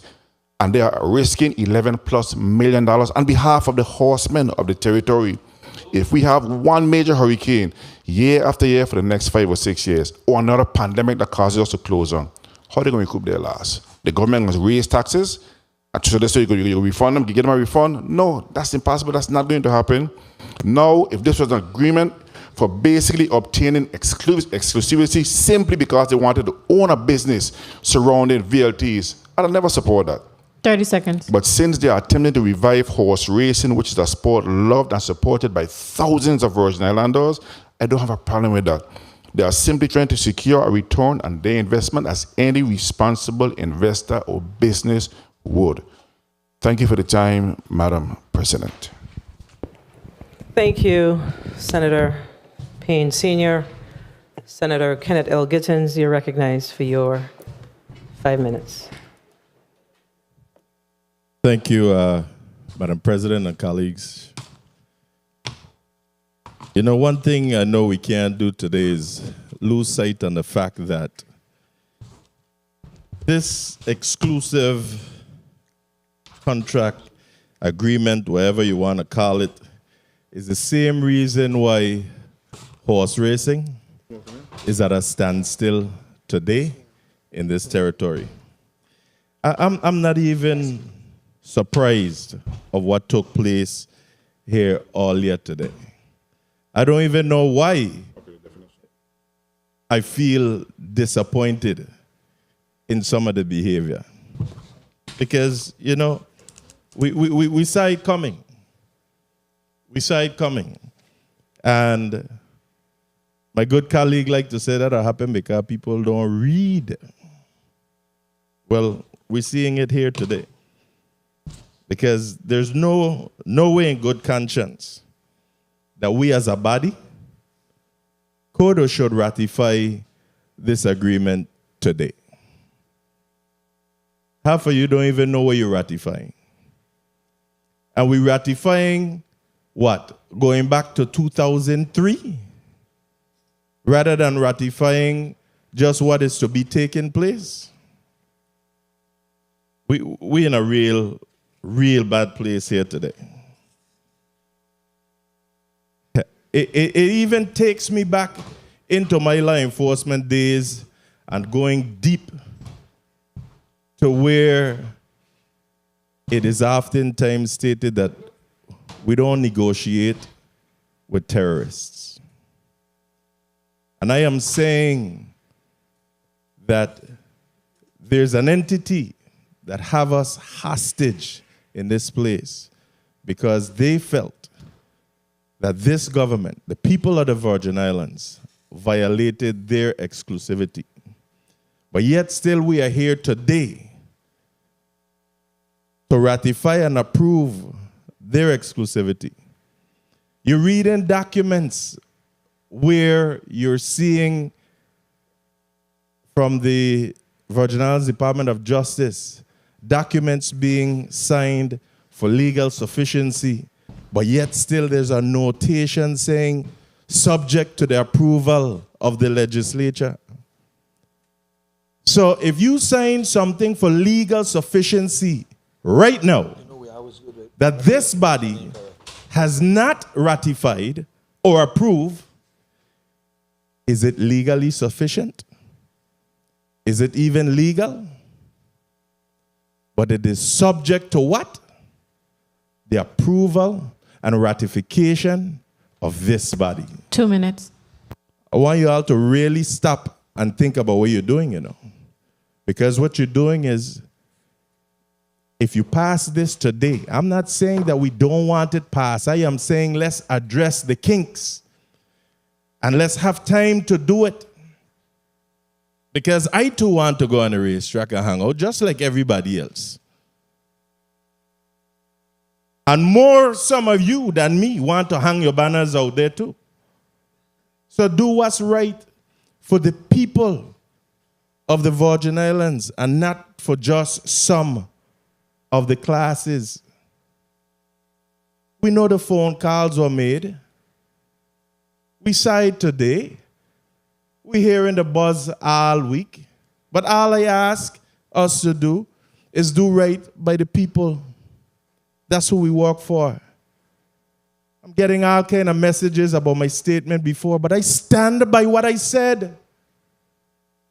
If we were to deliberate properly or take our time to do things, we can better represent the people who sent us here to represent them. What is the rush? All I'm asking is that we do the right thing. I'm still asking, even after this. I am not saying let be decided by 7. That's why I withdrew my motion and stated, let's go to committee of the whole. All of us get to ask our questions. All of us get all our questions answered.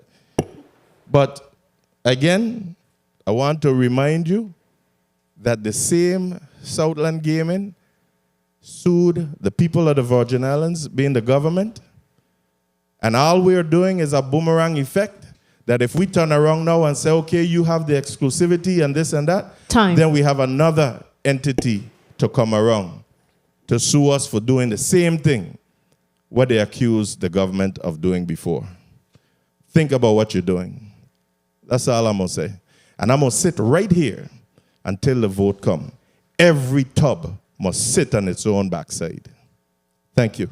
Thank you, Senator Gittins. Senator Samuel Carrion, you're recognized for your 5 minutes.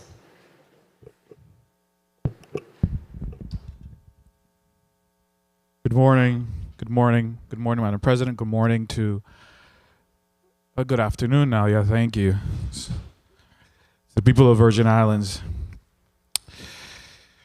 I think the main point is that we have nothing to lose if we just take a few more weeks to review and work on this bill. Now, what I do know is that we have a lot to lose if we rush through it without more information and without the proper scrutiny. I know in the past, history and experience can tell us, we've seen that this body has rushed through certain proposals that haven't really favored our government. And in instances, we have seen that this body has held up and taken its time to review and vet proposals that at the long run, it has benefited this government. Approving this measure before us without proper vetting could possibly subject the U.S. Virgin Islands government to more lawsuits and even more delays in development, not only of St. Thomas, but the Virgin Islands in general. What is the rush? Sending this bill to a committee is clearly the right thing to do for all concerns. I'm here to do the right thing on behalf of the people of Virgin Islands, not a particular group. Yes, I represent the District of St. Croix, but as a senator, I'm a Virgin Islands senator. It is irresponsible to go forward without more vetting.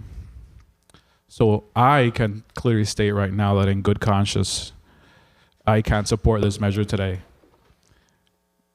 without going through the right process.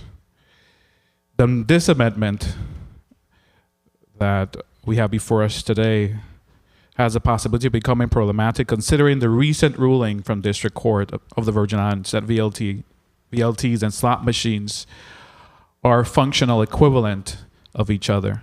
So there are still, as we have heard many of my colleagues express today, there are still many concerns, there are still many unanswered questions, there are still areas that are very gray. And in the wisdom of this body, if there are still questions and there are still concerns in areas that we don't understand, then we have a responsibility to the people of this territory to make a decision in what benefits, what is best in the best interest of the people, not a group in particular, but of the people of Virgin Islands. And hence why I can clearly state that I will not be supporting this measure at this moment. Thank you very much. Thank you, Senator Samuel Carrion. Senator Janelle K. Saru, you're recognized for your 5 minutes. Thank you. There's a legislation in legal counsel, I think it came out, that calls for casinos in the St. Thomas, St. John district. Why hasn't that bill been brought before this body? And if that bill passes, it comes in conflict with what we're doing today. And I believe the sponsor of that legislation, that critical legislation, is you, Madam President. And then today, a motion is made by another senator. And in the middle of a motion, a recess is called. We never disposed of what was before us. And in the recess was called, you relinquished the chair and convinced the objector to give you her time. And you used that time and you read from a paper, you read from a printed paper. And when you read from that printed paper, you launched an attack at who you thought were political aspirants in a gubernatorial race. You launched a premeditated attack on members of your majority over horse racing. And if we are to run the institution, that's not how we run an institution. So I have to call her out to the public because, and I know that you will attempt to clap back from the chair today, but I must make my comments known that in the middle of a motion, you call a recess. That's not Mason's rules of order. You dispose of the motion before you. And if you want to take advice from the 16 senators, so may be, but I am telling you, you don't get to relinquish the chair in the middle of a motion and then ask the objector to take your time to attack the body. That's a premeditated attack that you sat on for days. But moving on, the AG filed a brief in the court, and the AG's brief, the Attorney General's brief, said that the government was not bound to agree with the exclusive contract. In essence, she said the contract was illegal for the past 19 years. And when we asked her, did you approve the documents before you for legal sufficiency? She said, yes, pending ratification of the body. A document is legally sufficient or it is not. A document is not legally sufficient pending anything. And then the Sherman Antitrust Act. The Sherman Antitrust Act does not allow for monopolies to be established by government. This is further supported by the Boulder case that said that governments are not exempt from creating monopolies. The only way that you could create a monopoly is if it is the will of that jurisdiction's legislative body to allow for such. So what, and then when we asked legal counsel in the meeting, our legal counsel at the time, acting chief counsel, agreed with the question I asked her. So the fundamental question today isn't about horse racing. We have tagged horse racing onto a need for VLTs.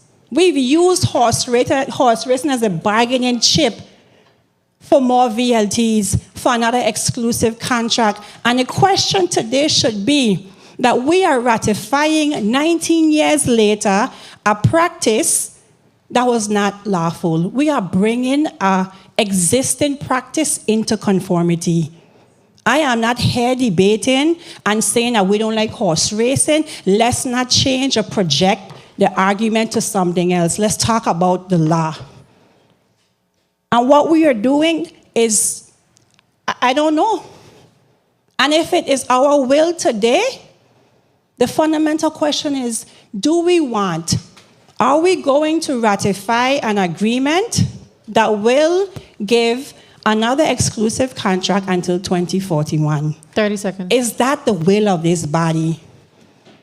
And that's what's before us today. Let's not play on the people's emotions. We know the Sherman Antitrust Act. We know the Boulder case. We know governments don't establish monopolies unless the legislative branch of that jurisdiction gives that expression to do such. And if we do that, that's what we're saying. If that's what we want, then that's what we want. But that is the fundamental question today. Do you want to allow another exclusive contract?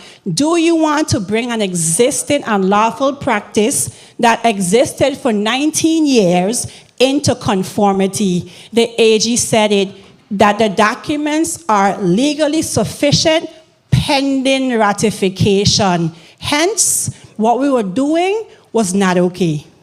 That's the question today, nothing else. Thank you for the time. Thank you, Senator Sarow. Senator Milton E. Potter, you're recognized for your 5 minutes. Good afternoon. Thank you very much, Madam President. Good afternoon, colleagues, and to the people of the Virgin Islands. Madam President, I rise in support of Bill number 34-0224. Not because it's a perfect bill. Perfect, it clearly is not. But because, in my view, after speaking to persons in the industry, I believe it represents the last best hope for the resumption of horse racing in the territory, in particular in the district of St. Thomas, St. John. My fear is that if this opportunity is allowed to die, it might be another 5 years before we see the sport of kings resume here in the territory. That is my fear. We've had 5 years without horse racing so far. If you add another 5 years to that, you're talking about a decade. I had an opportunity to speak to a number of horsemen. A vast majority of them were supportive of this initiative. But as recent as today, I had a very good conversation with an equally passionate horse racing fan who said, no, You know, Senator Potter, I just don't think you should do that. I don't think now is the time. But what I want to leave the people of the Virgin Islands with and my colleagues with here today is that well-meaning, equally loyal Virgin Islanders can look at the same set of facts and come to different conclusions. It doesn't mean that they're bad. It doesn't mean that they're sellout. It doesn't mean that they're disloyal. It doesn't mean that they're problematic Virgin Islanders. It doesn't mean that. So I cannot cast any aspersions against any of my colleagues here today because of the positions that they take. They've analyzed the facts, and from their perspective, you know, they are seeing it in a different manner than I do. Still good, well-meaning, loyal Virgin Islanders. This is, in fact, a deliberative body. I know my millennial colleague on the left says that a lot, and it is true. 2 minutes. You know, and we're put in these chairs to make the tough decisions. It's not always a resolution that we're passing, honoring and commending somebody for doing good things. Those votes are easy ones to make. The easy ones to make. It's a feel-good, beautiful thing to do. Sometimes we're put in these positions where we have to make tough calls, where there's no perfect fix. You know? There was some effort made by the parties to address some of the concerns that my colleagues and I had. There's also an amendment that's being circulated that attempts to fix some of those concerns also. The amendments, the amended resolution, or the amended document, and the amendments have allayed this senator's concern to the point that I will vote in the affirmative for the legislation. I still have some concerns. It is not a perfect bill in the least.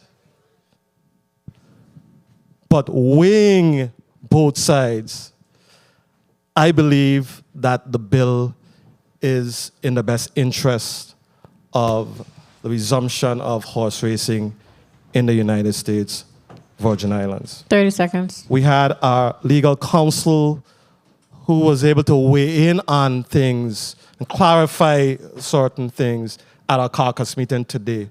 That also assisted me in coming to a tough decision to vote in the affirmative, and vote in the affirmative I will. The issues of exclusivity is a legitimate concern. It's a legitimate concern.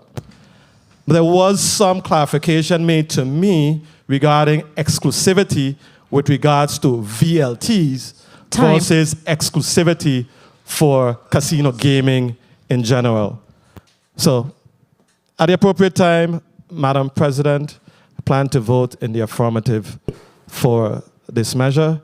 Good, well-meaning senators can look at the same set of facts and come to different conclusions. It does not mean that one side is good and the next side is bad. Thank you very much, Madam President. Thank you, Senator Potter. Senator Kurt Avila, you're recognized for your 5 minutes. Thank you, Madam President. In the 33rd legislature, we had a special purpose vehicle, and we heard that bill on more than one occasion. Passed twice, failed in the last instance. And there was a lot of hoopla that the legislature was not going back to market and allowing the government of the Virgin Islands to refinance their bonds. The original agreements had in that the first 2 years we would receive some $85 million, but there was no clarity as to where that $85 million would go. After the third rejection, this legislature under the leadership of this present president, formed a subcommittee. I was able to go back to the executive branch and mandate that every dime that this body authorized to be floated would go to the government employee retirement system. And as a result of 3 times not being successful, today, the government employee retirement system will receive $89 million and will receive monies every other year. If it was not for the action of this body, we would not be where we are today. And that flips to what we're going over right now. Nobody's saying that they're against horse racing. Nobody's saying that they don't want this to move forward. We're talking about exclusivity until 2041 for video lottery terminals, not for horse race. I said right on this floor, we can give exclusivity for the operation at the racetrack until 2041. And Southland Gaming said no, the whole island, not the racetrack. So what did they do? This body never ratified a 2003 agreement. It went to the Virgin Islands Lottery. They negotiated the deal. They signed off on it. This body never ratified the 2013 agreement. Lottery did it. Negotiate, sign off. Now in 2022, we have section 4 of this bill that states that this body is going to ratify the 2022 Second Amendment. We're going to go back and ratify an agreement from 2013, and then we're going to go back and ratify an agreement from 2003. The agreement from 2003, section 5, exclusive contract. So when this body ratifies this agreement from 2003, we have strengthened the case in court against any development or the legislature authorization to do anything. That is what we have done. Why is it necessary for us to ratify an agreement from 18 years ago? Because it gives them exclusivity. 2 minutes. You read the Attorney General, what she sent to the court. And I'll just go to the only reasonable conclusion is that the government was no longer bound to exclusivity in the 2003 contract. In other words, the government limited Southland Gaming to 2,000 VLTs and 110 retail locations, and there is nothing that would prohibit the government from contracting with another company to operate additional VLTs. This is what the government filed. So what they're saying, we're going to withdraw the case. This will disappear. The legislature will ratify the agreement, and we will have a stronger case because we just made the legislature create an argument for us in court. We said this is a settlement agreement. There's not one senator in here that have seen a settlement agreement. There's no settlement agreement. They're just withdrawing the case. There's none. Nobody can show a settlement agreement. The Attorney General, in her wisdom. 30 seconds. There's no date by her signature. Everybody else is dated. And there's an asterisk under her signature. Subject to 1, VIGL waiver of its rights and obligations under the VIGL franchise agreement and First Amendment to the franchise agreement for the St. Thomas Racetrack and facilities. And 2, legislative approval and ratification. The Attorney General herself said that the government has a good case. The Attorney General herself has excused herself from this document and said it is legally sufficient after you guys ratify it because I know I can't put my signature on it. I know I can't date it. But it is legally sufficient after you ratify it because you just made it legal. Time. Don't mix up horse race and gaming and VLT. Pro horse race, but not pro giving away the rights of the Virgin Islands for the next 13 years until 2041. Their contract expires in 2028. Thank you, Madam President. Thank you, Senator Vealy. Senator Marvin A. Blyden, you're recognized for your 5 minutes. Thank you, Madam President. Good afternoon to my colleagues, viewing, listening audiences, staff, central staff. Good afternoon. For sure, we all know this is not about horse racing. That's a fact. But nonetheless, I'm going to speak to the pros and cons of this agreement. First thing it does, it paves the way for redevelopment of horse racing in the St. Thomas St. John district at no expense to the government of the Virgin Islands. It settles the legal issue between Southland Gaming, the government of the Virgin Islands, and VIGL. And it provides $600K to the horsemen and women annually. My issue was, and still is, exclusivity. As I spoke to in the last committee of the whole, as I spoke to behind closed doors, as I spoke to many individuals that have been calling me day and night. And I am somewhat satisfied after the last meeting we had this morning, and we brought in legal counsel to clarify in respect to the agreement and pending amendment. We have 2 amendments here that I have in my hand, but we have 3 in all moving forward. And without these amendments, until these amendments are approved, I cannot support it in its current form. Once these amendments go through today, of course, I'm going to support the legislation. So, Madam Clerk, let me know when I have 2.5 minutes left, please. I'm going to have legal counsel speak to the amendments to assure and let everyone know what they do, what it does, and okay, thank you, Madam President.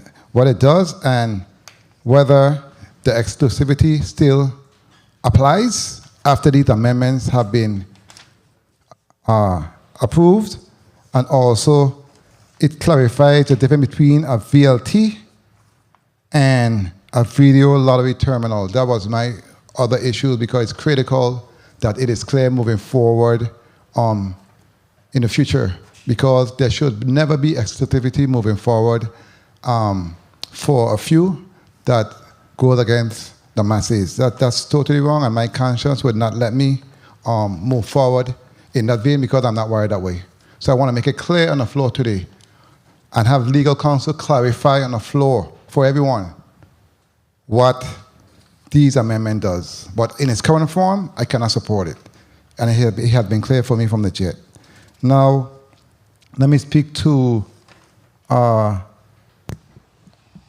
regulatory arm of the government and the Lottery Commission in terms of assuring that they 2 minutes. will do their part to prevent criminal activities within the gaming industry when it comes to VLTs.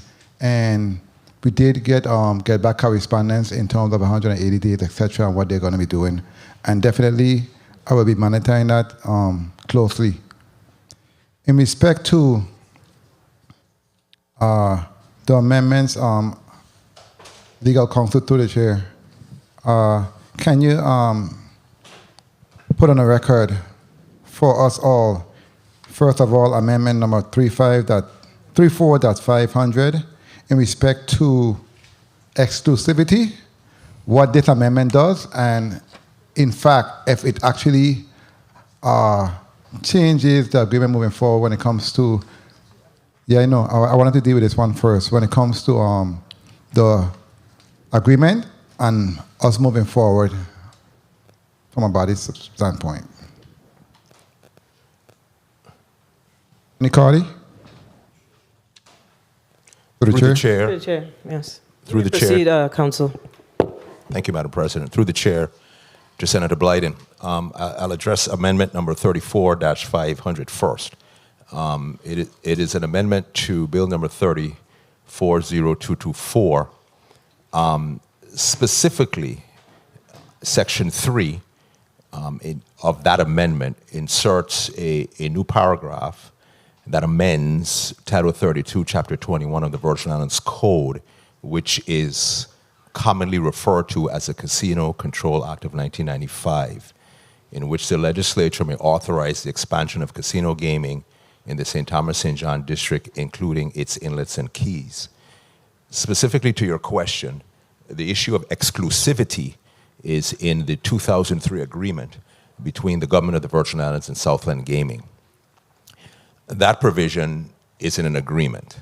That provision was negotiated between the government of the Virgin Islands and Southland Gaming. This language that is being proposed in this amendment simply says that the legislature, if it so determines, may authorize the expansion of casino gaming in this district. And that is a specific authority that the legislature has when it first, in 1995, passed the Casino Control Act of 1995. And if there's any subsequent establishment or expansion of casino gaming in the St. Thomas St. John district by an institution, a private entity, that would be regulated by the Casino Control Commission. And that also is part of Title 32, Chapter 21 of the Virgin Islands Code. Now, VLTs are regulated by the Virgin Islands Lottery Commission, which is a separate entity. And that is the entity that negotiated the two previous agreements that this body is now being asked to ratify. Now, that, however, does not preclude in the future, if whether it be Southland Gaming, from claiming that their contract is impaired. However, contract impairment is a determination by the court.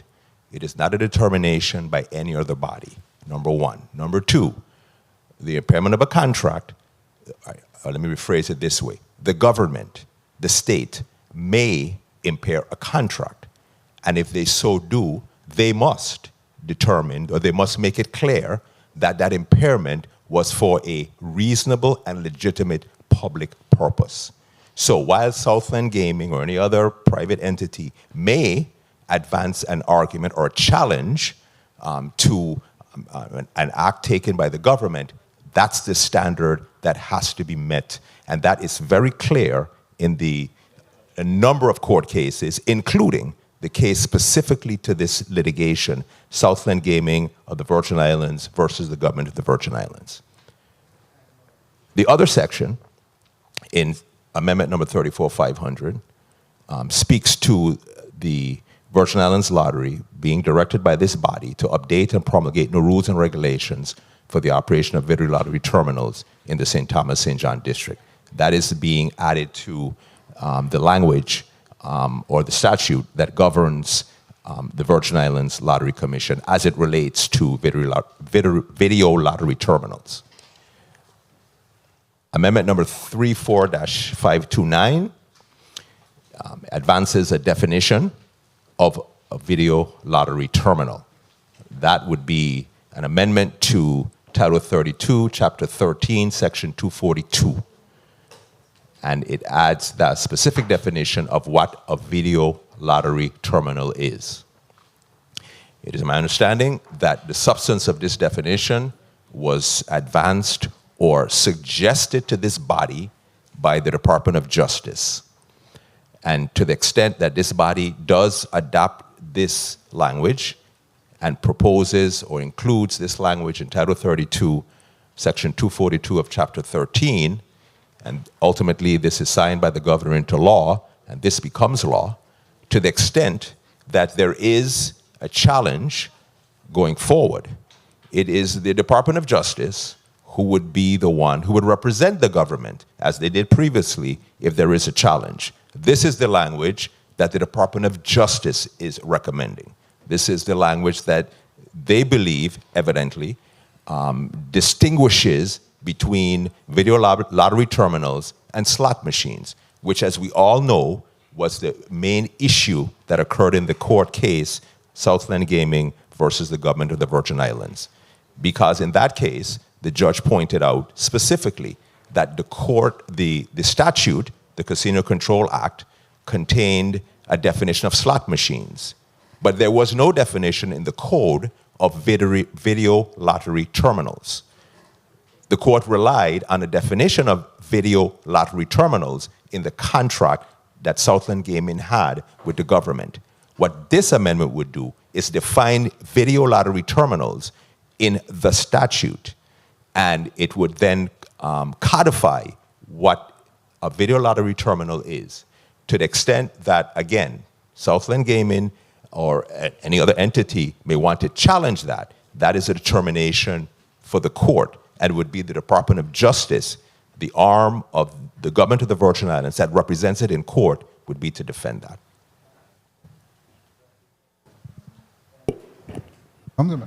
Thank you so much for your responses, Council, and I will be voting in affirmative once the amendments are approved. Thank you so much, Madam President, for the time. Thank you, Senator Marvin A. Blyden. Senator Janelle K. Saru, you recognize your point of inquiry. Thank you. To legal counsel. To the I want Yeah, to say sorry. chair, but I Okay. don't know if because we're not in committee as a whole, so I don't know if I need to. You do. Through the chair? Yes. Through the chair to legal counsel. Based on all the explanations that you just gave, do any of these amendments remove the exclusivity clause?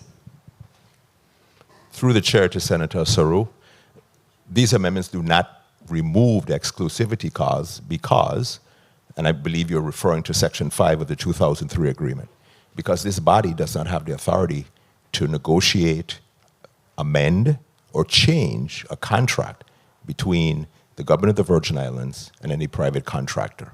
However, the exclusivity clause is a provision that was negotiated between the government and Southland Gaming. That's a provision that Southland Gaming has done already and could in the future decide that they want to enforce in court. And that's a decision that they would make, and the court would make a decision whether or not it's impaired. That does not impact the ability of this body to determine that in the future, as this Amendment 34-500 clearly states, may authorize the expansion of casino gaming in this island district. So you highlight the casino gaming component, but as it stands, because the agreement already has the exclusive contract, the exclusive clause, then this body will just be ratifying what's in the agreement. Based on, and I want to be very specific, based on Section 4 of Bill number 340224, Section 4-2, the legislature would be ratifying not only the agreement before this body, but the agreement dated July 29, 2003, as amended by the First Amendment to the Video Lottery Services Agreement dated November 6, 2013. So the body would be ratifying that. However, that is not a legal issue in the true sense. That is a decision for this body to make. There is nothing legally wrong if the body decides to do that. And that was my question, that voting today will still be approving the exclusivity component of the contract that many of us are opposed to. Thank you for your clarification, Mr. Chief Legal Counsel. Thank you. Thank you, Senator Saru. At this time, we're going to take a 2-minute recess so the reporter, we can change the reporter. Session stands in recess for 2 minutes.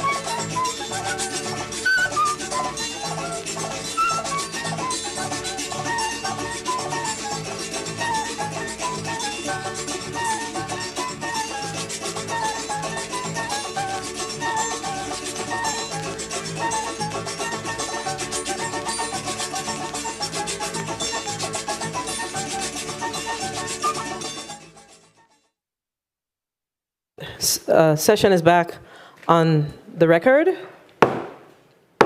Senator Genevieve Whitaker, you're recognized for your 5 minutes. Thank you, Madam President.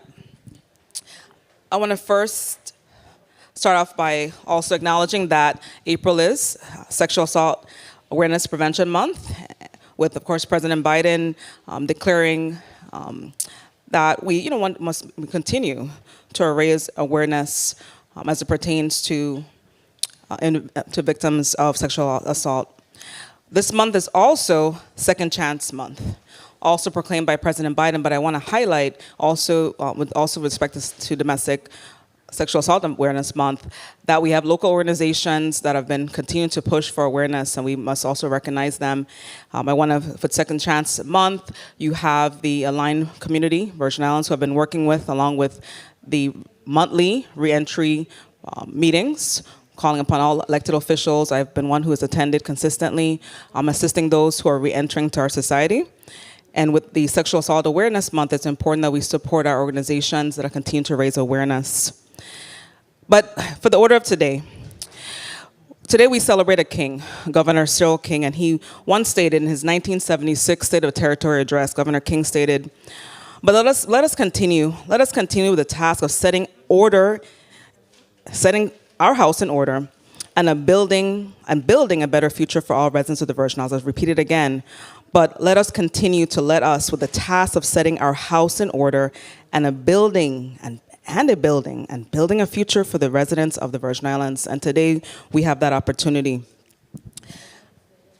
As I've shared in preparing for today, one of the things that I have done in my background research is really delving into a number of issues. I look at this legislation from various, particularly as we focus on Bill number 34-0224.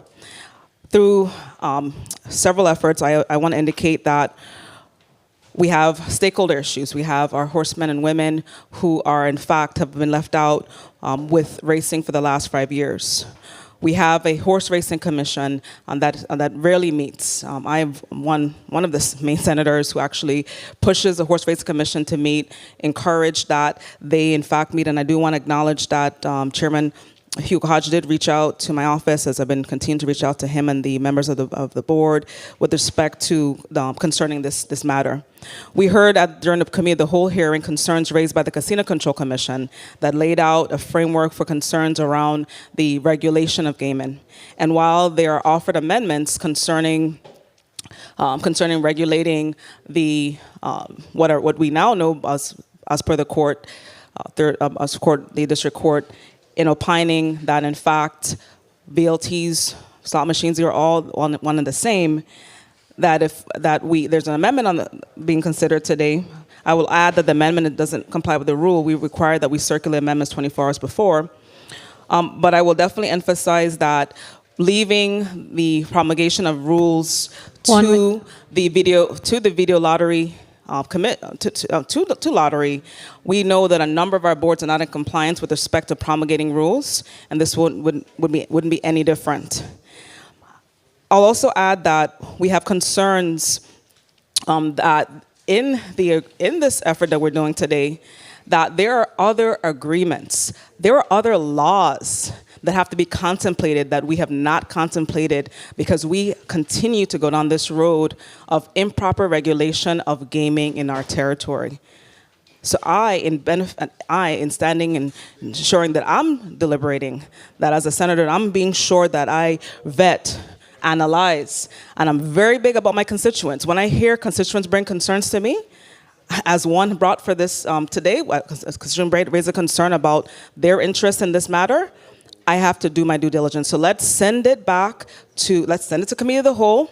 Let us empower our people. Why not have town hall meetings where the horsemen and women come together, hear their concerns, we vet it, hash it out, go into the night, into the early morning, whatever it takes. 30 seconds. I'm willing to do that. So I stand And we do stand on the shoulders of great people and great individuals, but we do so by turning, we could set a precedent here in this 34th legislature. We can, it's possible, by correcting and going forward in the right way.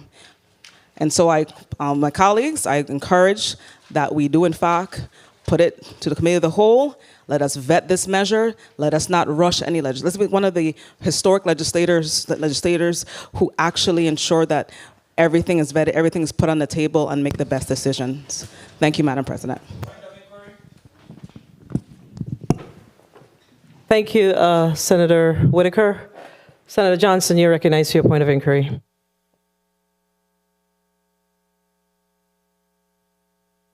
Through the chair.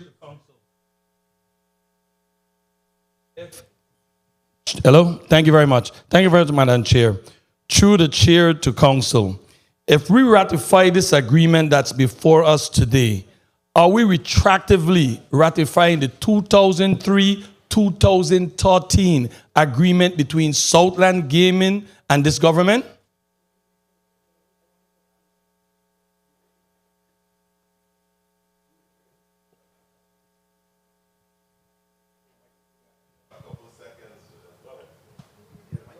Through the chair to Senator Johnson, specifically Section 4, Item 2 of Bill number 34-0224, if this is passed by this body, you would be ratifying the agreements that you refer to, specifically the agreement before this body, the February 24th, 2022 development agreement, as well as the July 29th, 2003, as amended by the First Amendment to the Video Lottery Services Agreement dated November 6, 2013. Well, if this is so, why do we need to do this?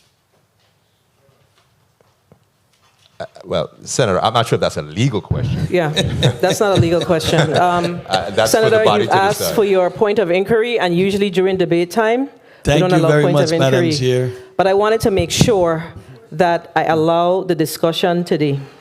Okay, so that's not a question for legal counsel. Senator Francis Jr., you're recognized for your, I have to shut this down, we need order. You're recognized for your 5 minutes, Senator. Thank you very much, Madam President.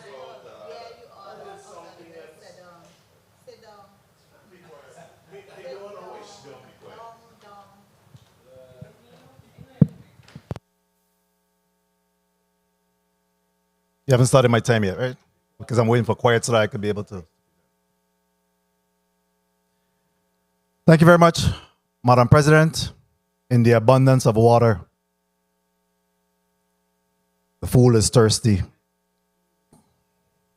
Bob Marley quote. Today is bigger than any one of us here. And please, we have an institution to protect. Members come and members go. It's the institution that we have to protect, so I'm continuing to be cautious and implore you to make sure that we're protecting the sanctity of this institution. Look how they got us. Today, not even 24 hours later, where we just got word of the bonds being sold again to allow for solvency of our GRS system. As a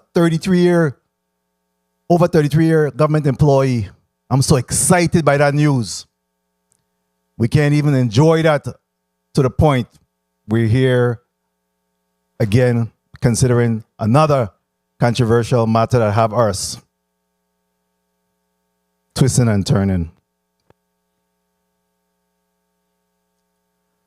I heard one of my colleagues made reference to poverty here.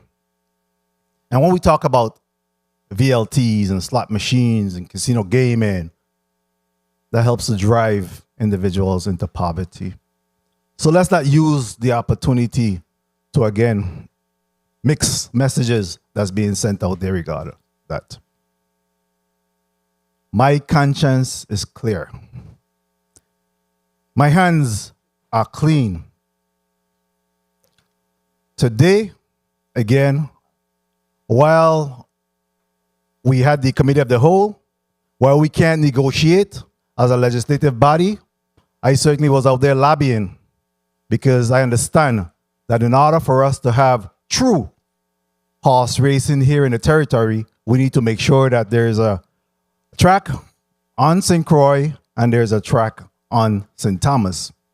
So behind the scenes, I did my necessary lobbying to make sure that at least there would have been some set aside, there would have been some consideration to make sure that, again, even the horses on St. Croix would have an opportunity to minimize the impact in terms of the costs, as they have had to endure this for the last several years, to at least set aside some funding for the association to be able to accomplish that.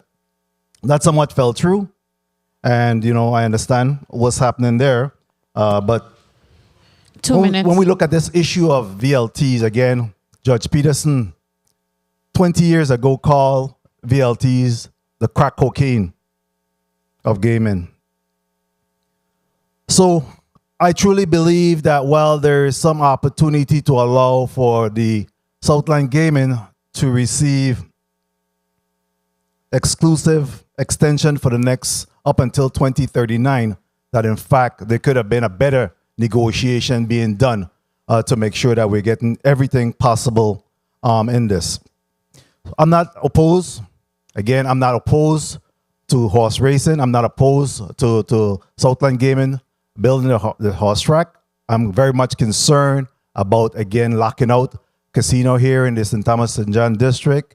And I'm hearing about amendments that's being offered to minimize that. I'm hearing legal counsel that talks about, once we ratify it, then there'll be some problems because then there'll be some further litigation here.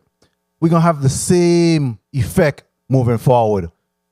We're going to have VIGL doing the same thing that Southland Gaming did several years ago. Again, calling for litigation on this particular issue.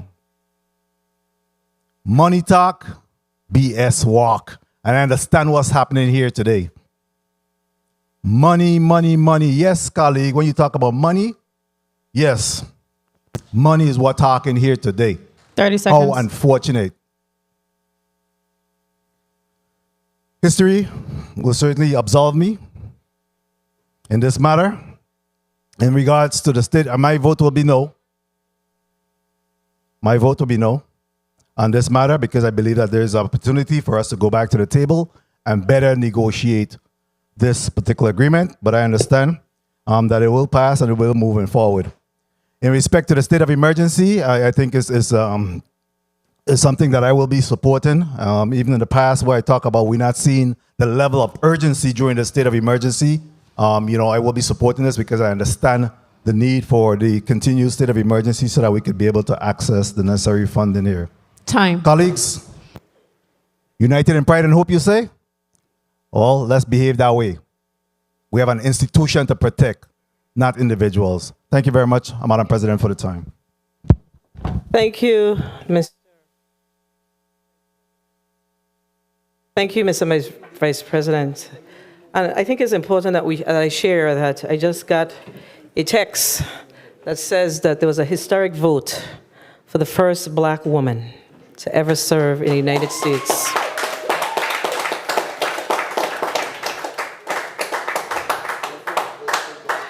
In the United States Supreme Court with a 53-47 vote, nomination of my soror, my sister, Ketanji Brown Jackson, is confirmed. Tell us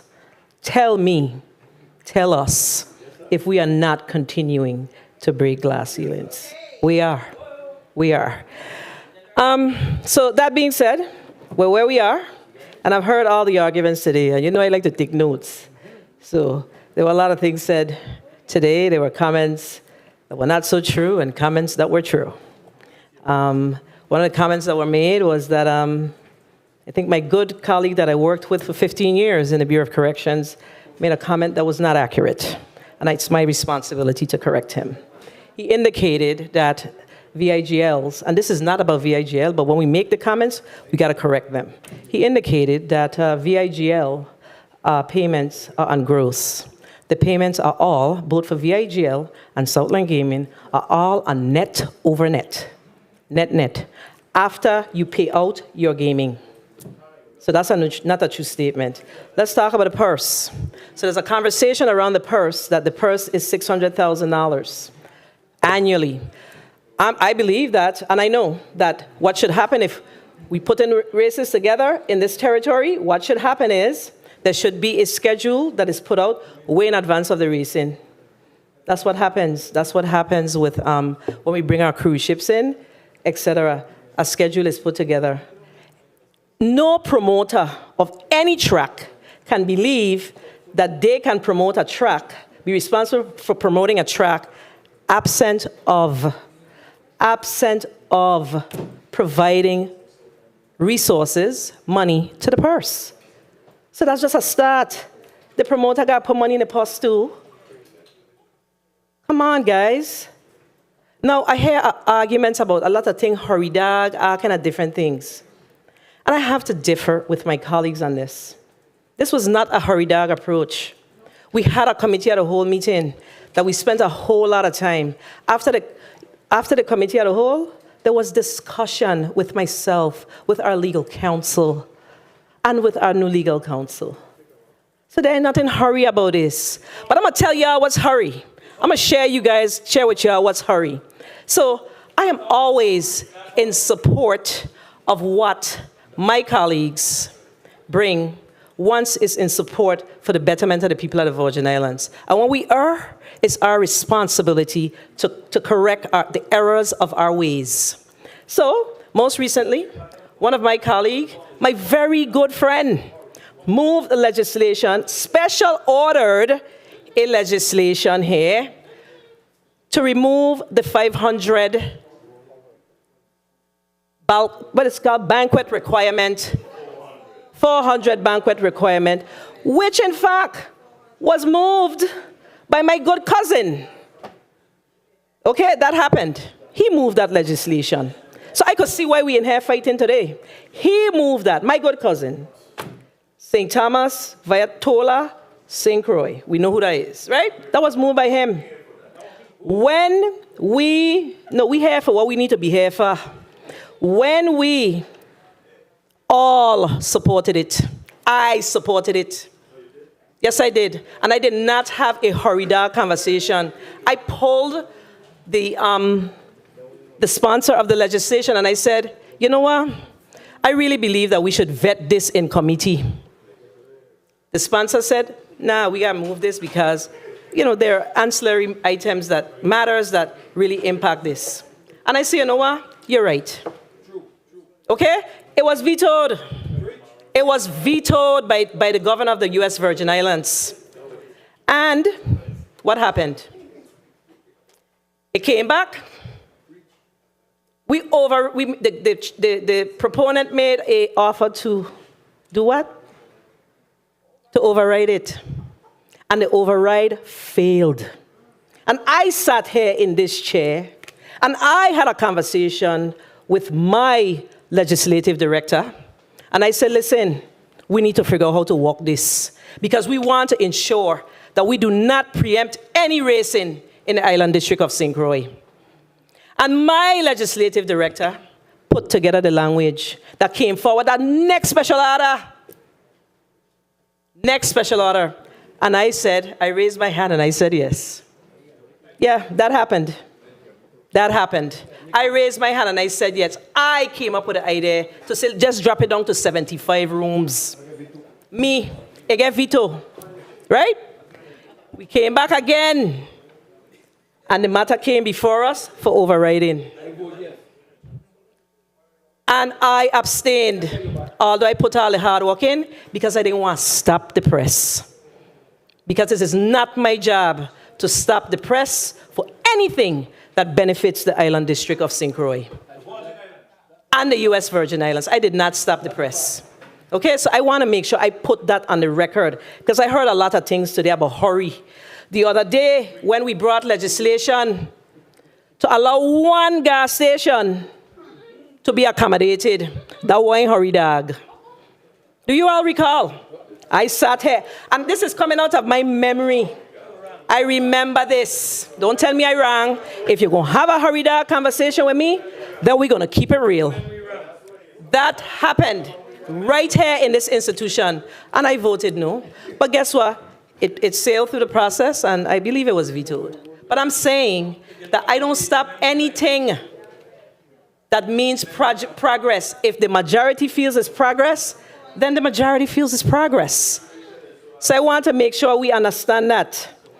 And I don't really plan to get into too much details. We have some amendments here in front of us. And the amendments are based on the discussions that we've had with our colleagues. There was one amendment regarding the non-disclosure clause to cure the concerns of the zoning. I take my time and I do my homework. I try my best because these matters are I consider them serious matters. Then section 2 of the amendment that's before us removes the reference to contract. Our legal counsel tell us it cures the concern of the institution regarding the expansion of gaming in the St. Thomas St. John district. But we here sitting down trying to convolute the conversation. Section 3 of the amendment strengthens the bill by adding a section to address the concerns about the casino expansion in the St. We do it twice, not once. So intent is there.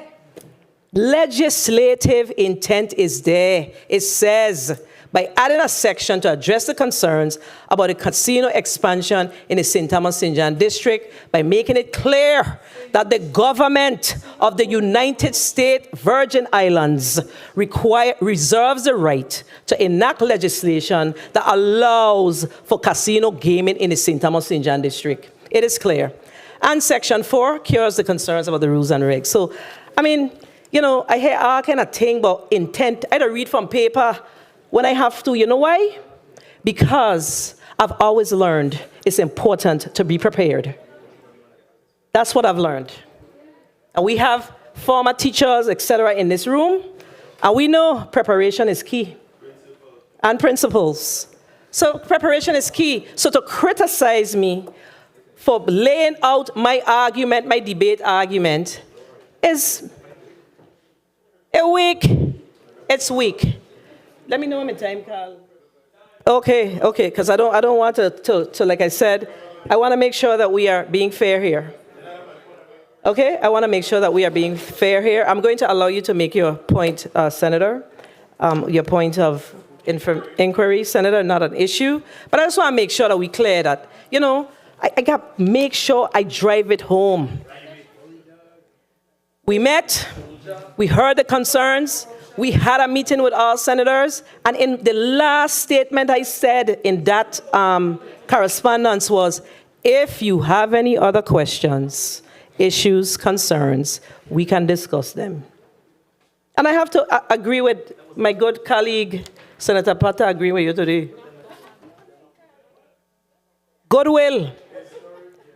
Goodwill is perspective. It's our perspective. So good people, all of us as good people, we just have good different perspectives on this today. But my responsibility is to ensure that I secure the future of this U.S. Virgin Islands. And most definitely, if horse racing is one of the issues that we're having, it's my job. It's our job. We have to do what we have to do. All the other ancillary stuff that's happening around here, then on us, all this money talk and all of that. Let me make myself abundantly clear one more time. Time. I don't raise horse. I don't gamble. But what I do is I look out for the responsibility of the U.S. Virgin Islands. Senator Kenneth L. Gittins, you're recognized for your point of inquiry. Thank you, Madam President. I wish I had the hand to do the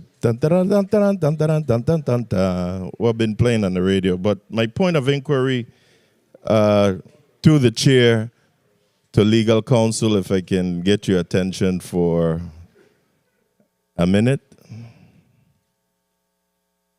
Bill 34, that's 0224, which we are here discussing, states in part, providing for the ratification of the Second Amendment Agreement to the video lottery services agreement, correct? Mr. Chief Counsel?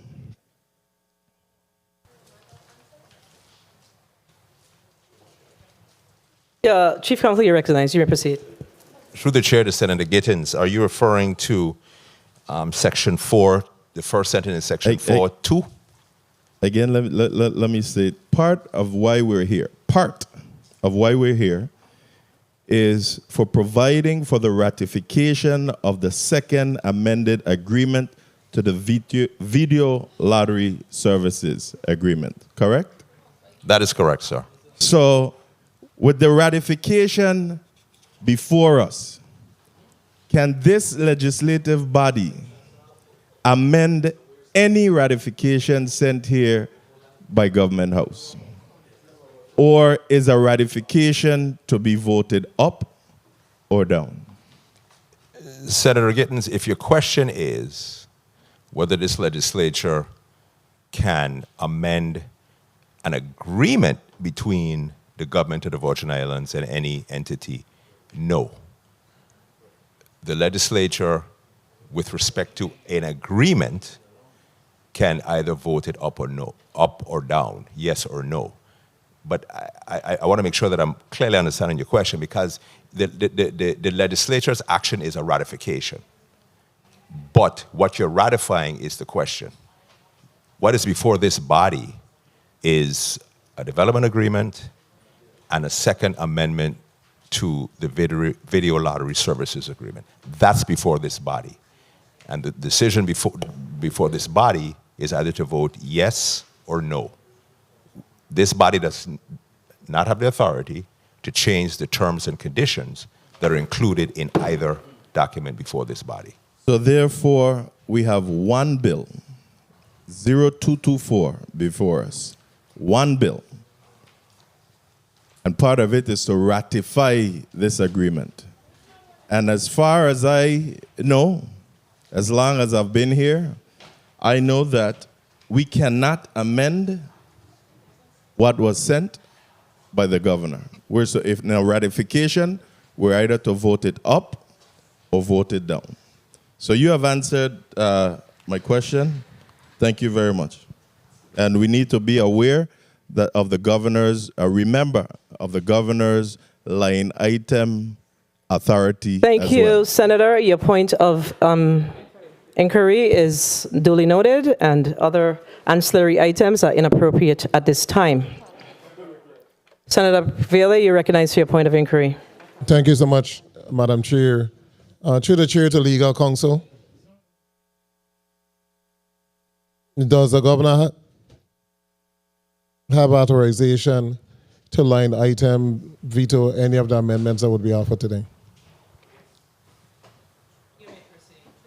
Through the chair to Senator Viale, pursuant to the relevant provisions of the Organic Act, the governor only has line item veto authority on a bill that contains several items of appropriation. So far, this bill, Bill number 34-0224, and the amendments that have been circulated do not have any items of appropriation. So specifically to answer your question, the governor would not have any ability to line item veto if they're not items of appropriation included in this bill. Section 2, legal counsel. Section 2(5), the breakdown of the percentage of funds. Does that constitute finances?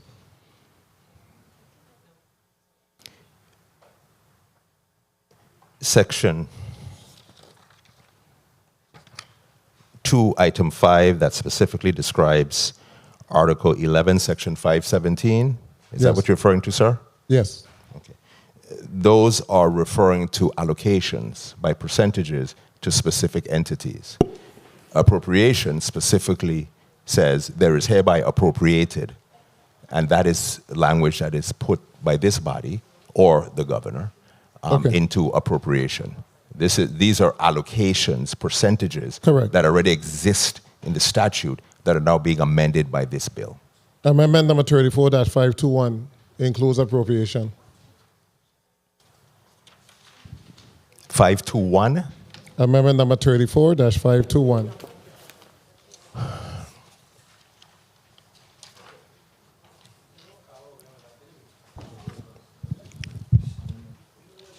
Senator, I don't have that amendment in front of me.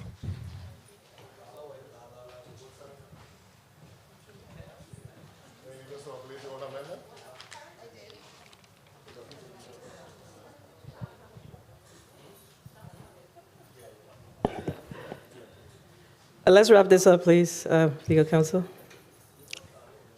Yeah, complete your response.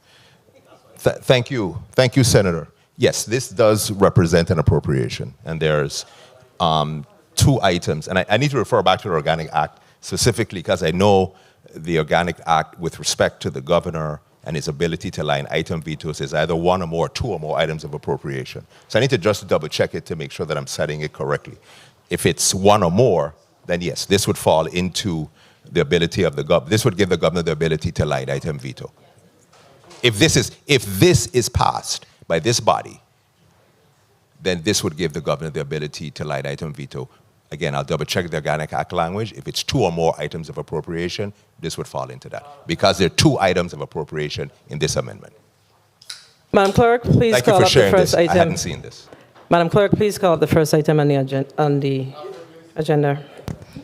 Bill number 34-0224, an act amending the Virgin Islands Code, Title 32, Chapters 11 and 21, relating to video lottery at the horse racetrack in St. Thomas, amending Title 29, Chapter 3, relating to the zoning for video lottery at the horse racetrack in St. Thomas, and providing for the ratification of the second amended agreement to the Video Lottery Services Agreement and the Development Agreement regarding the Clinton E. Phipps Racetrack by and between the Government of the Virgin Islands and Southline Gaming of the Virgin Islands, Inc.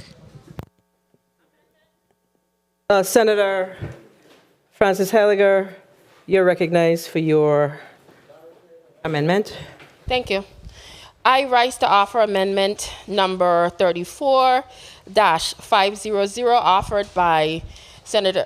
Amendment to Bill 34-0224 offered by Senator Donna Fred Gregory, Senator Alma Francis Heiliger. Bill number 34-0224 is amended in the following instances. 1, in section 1 by inserting, notwithstanding the provision of Title 29, Chapter 3, Section 238, subsection C, and the Virgin Islands Code at the beginning, Section 2. In Section 1B, 2, by striking and under the terms of the contract with video lottery contractor. 3, in Section 4, by inserting a new paragraph 3 to read as follows. 3, notwithstanding the provision of Title 32, Chapter 21 of the Virgin Islands Code, the legislature may authorize the expansion of casino gaming in the St. Thomas, St. John district, including Inslets and Keys. 4, by adding a new appropriately numbered section to read as follows. Title 32, Section 246 of the Virgin Islands Code is amended by inserting a new subsection J to read as follows. J, within 180 days of the enactment of this act, the Virgin Islands Lottery shall update and promulgate the new rules and regulations for the operation of video lottery terminals in the St. Thomas, St. John district. I so move.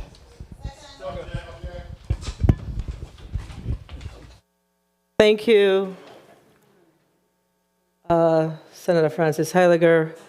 The amendment has been duly offered by Senator Francis Heiliger, seconded by Carla J. Joseph, objected to by Senator Kenneth L. Gittins. Roll call, please.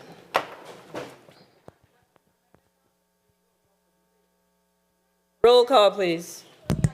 Senator Marvin A. Blyden. Senator Blyden, yea. Senator Samuel Carrion. Senator Carrion, nay. Senator Dwayne M. DeGraff. Senator DeGraff, yay. Senator Novell E. Francis Jr. Senator Francis Jr., nay. Senator Alma Francis Heiliger. Senator Francis Heiliger, yay. Senator Donna A. Fred Gregory. Senator Fred Gregory, yay. Senator Kenneth L. Gittins. Senator Gittins, nay. Senator Javan E. James Sr. Senator James Sr., yay. Senator Franklin D. Johnson. Senator Johnson, nay. Senator Carla Joseph. Senator Joseph, yay. Senator Stephen D. Payne Sr. Senator Payne Sr., yay. Senator Milton Potter. Senator Potter, yay. Senator Janelle K. Saru. Senator Saru, nay. Senator Kurt A. Viale. Senator Viale, nay. Senator Genevieve R. Whitaker. Senator Whitaker, nay. Madam President, we have 8 yeas, 7 nays. Thank you, Madam Clerk. Amendment to Bill number 34. Amendment number 34500 to Bill number 34, that's 0224, has been adopted. Senator Viale, you recognize your point of order. Thank you, Madam President. Through the chair to legal counsel, does an objection to the amendment require debate time? Senator, you asked for a point of order. You didn't ask for a through the chair. What is the rule that you are trying to address? Point of inquiry. You can have a point of inquiry in the middle of a vote. The vote was just completed. Excuse me? Wasn't a vote just completed? Dupong? You're out of order, Senator. I didn't call for a point of order, I called for a point of inquiry. Thank you. You're out of order, Senator. We already called up a bill. And I would like And we make the amendments. There's another amendment on the floor. You're out of order, Senator. You don't know what the point of inquiry is? But you're still out of order. How? How do you, legal counsel, do we have a point of inquiry in the middle of a vote? The vote is completed. It's not. We're voting on bill number 34, that's 0224. And we had amendments assigned to that bill. You may respond, and I will go with what legal counsel says.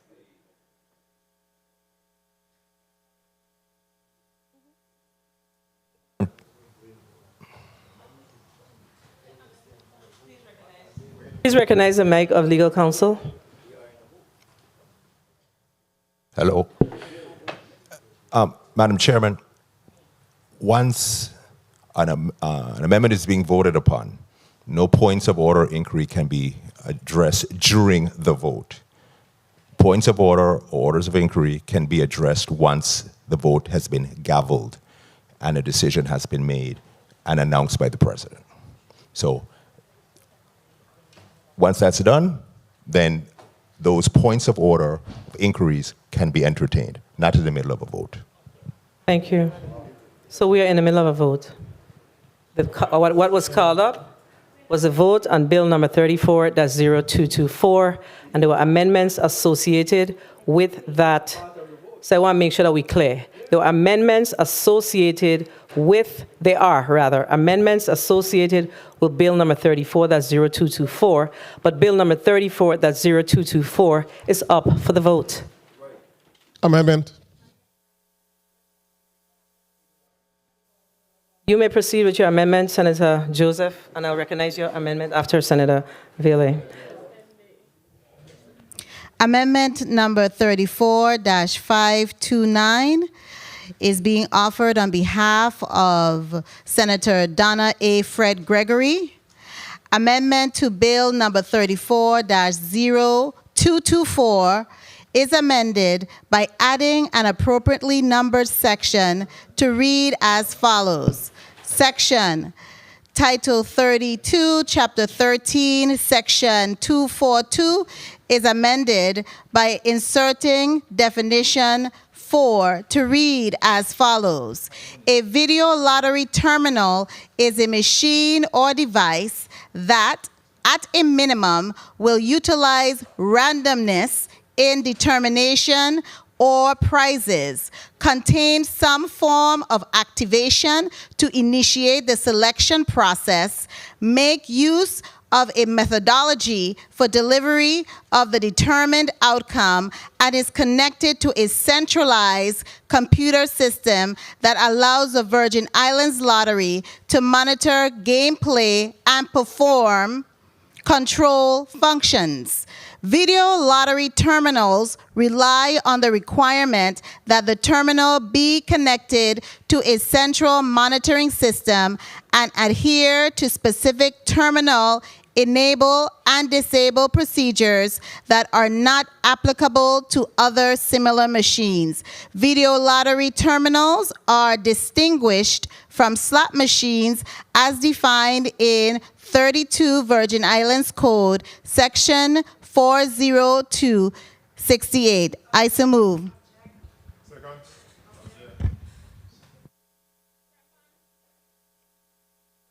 Amendment number 34-529 to Bill number 34-0224 has been properly moved by Senator Carla J. Joseph, seconded by Senator Alma Francis Heiliger, Senator Stephen D. Payne, objected to by Senator Janelle K. Saru.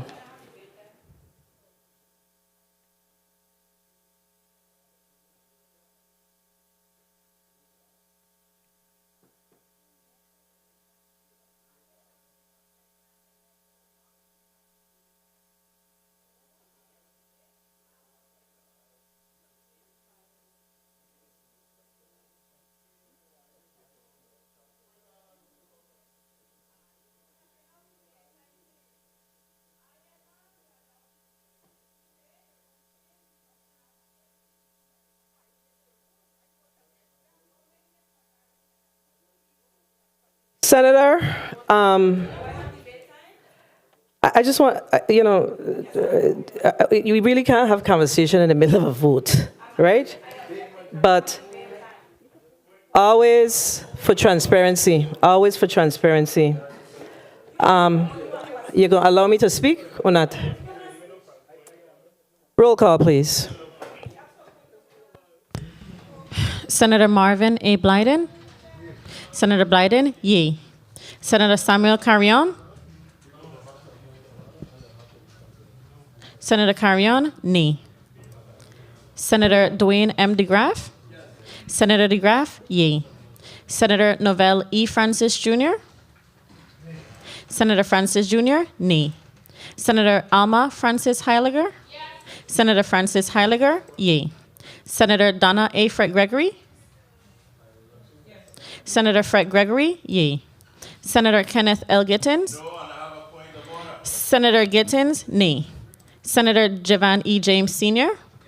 Senator James Sr., yea. Senator Franklin D. Johnson. Senator Johnson, nay. Senator Carla Joseph. Senator Joseph, yea.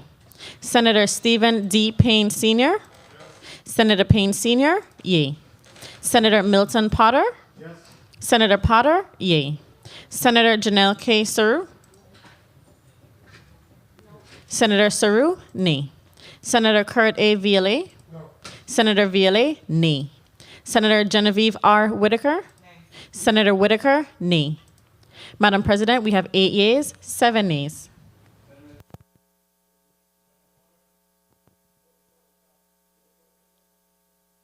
Amendment number 34, that's 529, to Bill number 34, that's 0224, has been adopted. Let me just say that rule number 710, is it 710? Rule number 707. It says, at the conclusion of a general debate, the bill is open for amendment. 707, I corrected myself, Senator. At the conclusion of a general debate, the bill is open for amendment. The reading of the amendment may be waived by a majority of those present, etc., right? And a senator is allowed 3 minutes or additional time as allotted by the president in opposition of the amendment. And there may be no further debate thereon, except that the proponent or the objector or person speaking in opposition to any amendment may yield any unused time, etc. So, I always try to be fair. And I always try to be fair in the delivery of this institution. But if we go back in the annals of this institution, I sat here in the 33rd legislature, and we did not have debate time. I sat right there and fussed about it. Yes, it is true, but I'm not going to argue. And so let me just say this. Let me say this, and I'm going to wrap this up. Because I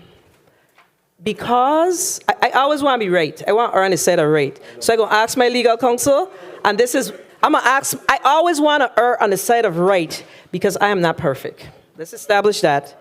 And I always try to be fair. So when the legal counsel, I'm going to ask legal counsel based on the concern that has been addressed. And if, in fact, the legal counsel says that I need to have debate time, then we could call for a motion to reconsider all of the amendments. We could call for a motion to reconsider. I will vote in affirmative for the motion to reconsider, and we'll have debate. We will have the treat. We're doing it. We're doing it. Okay, so let's, no, but I have to make sure I do the right thing.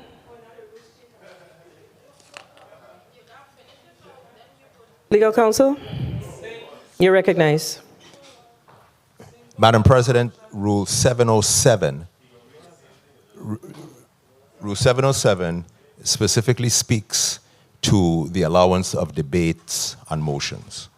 So unless a majority of this body decides to waive that rule, that all motions brought before the floor pursuant to 707 should be debated. Thank you. So can I ask for a motion can we ask for a motion for reconsideration for those two?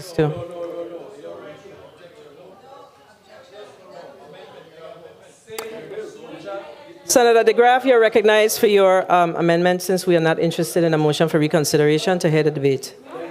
Madam President, thank you very much, What we could do is we could President. have a point of personal privilege at the end. Yeah, you could do You may that after. proceed. I agree. Boy, I tell you, it's a woo-toop. I move amendment number 34-505 I offer amendment number 34-505 to bill number 34-0224. Bill number 34-0224 is amended by striking section 3, subsection B in its entirety. I so move.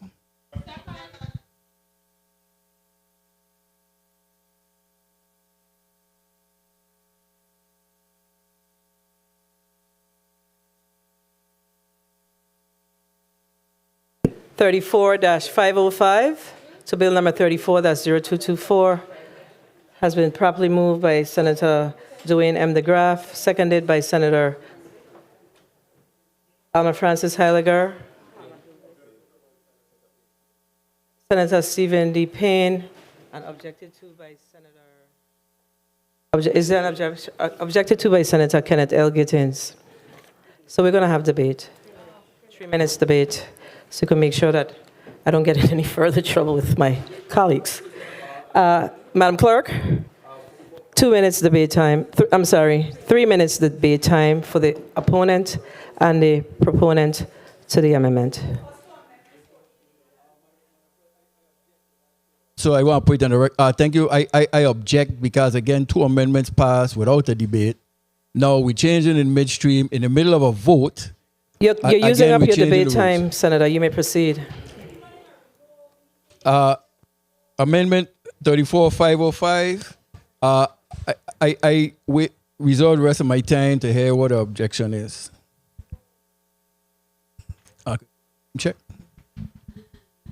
I can get my time check. Please, Senator Gittins, you may proceed.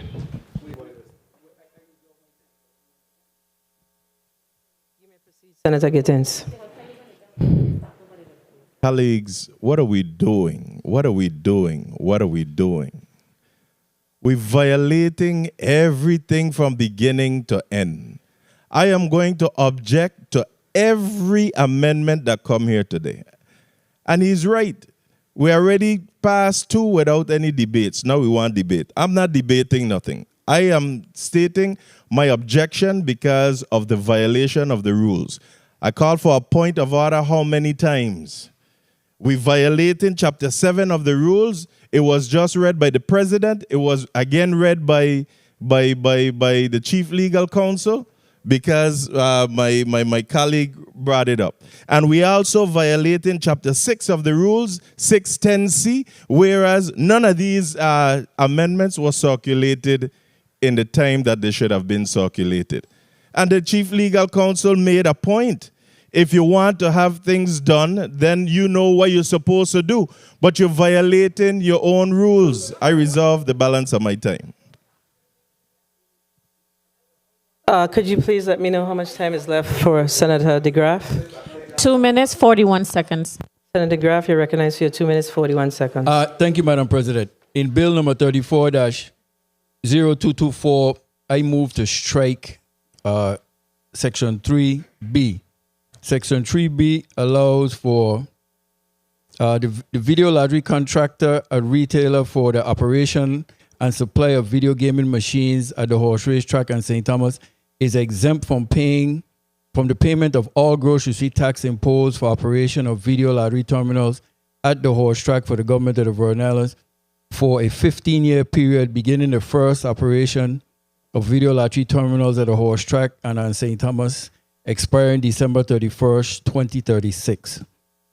They have to pay the gross receipt taxes on the track. I am not allowing or in support of them being able to be exempt from paying gross receipt taxes while on the track. I reserve my time.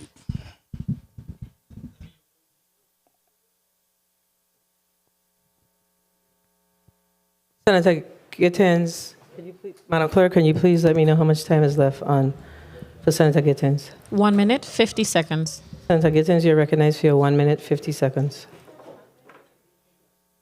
I already stated what I stated.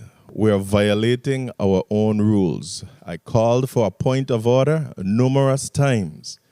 And I am challenging the chair at this time because we are in violation.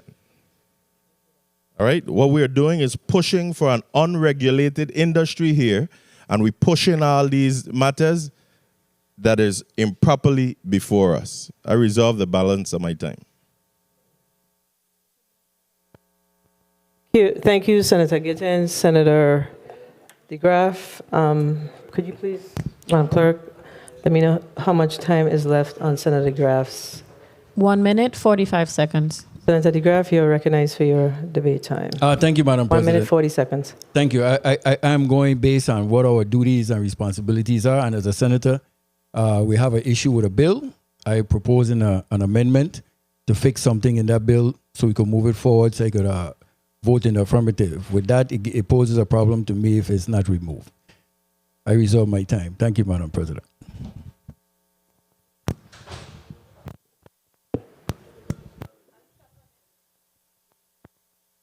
Madam Clerk, can you please? 1 minute. 1 minute, 23 seconds for Senator Senator Gittins. Gittins, 1 minute, 23 seconds. I'm going to say, and looking at the other amendments as well to include those that were sent already, you know, it appears that VLTs are slot machines when convenient. And when not convenient, then we want to do something else. And this is where we at. We're going to continue 87, 87, 87, 87. At any given point, my vote is going to stick with being in the best interest of the masses. And I'm not going back and forth with this anymore. I return the balance of my time. 1 minute, 24 seconds for Senator DeGraff. Senator DeGraff, you're recognized for your 1 minute, 24 seconds. Thank you, Madam President. So again, colleagues, I'm asking for your support, again, as we've been going, that they would have to pay gross receipt taxes and don't complicate this whole issue. How much time I got? I could write out my time. Yeah, so So, like I said, yes, it's on 75 machines, and again, who knows what more it might become. So again, we go with that. So it's in. Thank you, Madam President. Thank you, Senator DeGraff. Roll call and amendment. Roll call. He reserved the balance of his time. Roll call on amendment number 34-505. Senator Marvin A. Blyden. Senator Blyden, nay. Senator Samuel Carrion. Senator Carrion, nay. Senator Dwayne M. DeGraff. Senator DeGraff, yea. Senator Novell E. Francis Jr. Senator Francis Jr., nay. Senator Alma Francis Heiliger. Senator Francis Heiliger, yea. Senator Donna A. Fred Gregory. Senator Fred Gregory, not voting. Senator Kenneth L. Gittins. Senator Gittins, nay. Senator Javan E. James Sr. Senator James Sr., not voting. Senator Franklin D. Johnson. Senator Franklin D. Johnson. For Senator Johnson, yay. Senator Carla Joseph. Senator Joseph, not voting. Senator Stephen D. Payne Sr. Senator Payne Sr., yay. Senator Milton Potter. Senator Potter, yea. Senator Janelle K. Saru. Senator Saru, nay. Senator Kurt A. Viale. Senator Viale, nay. Senator Genevieve R. Whitaker. Senator Whitaker, nay. Madam President, we have 5 yeas, 7 nays, 3 not voting. Thank you, Madam Clerk. Amendment number 34-505 fails.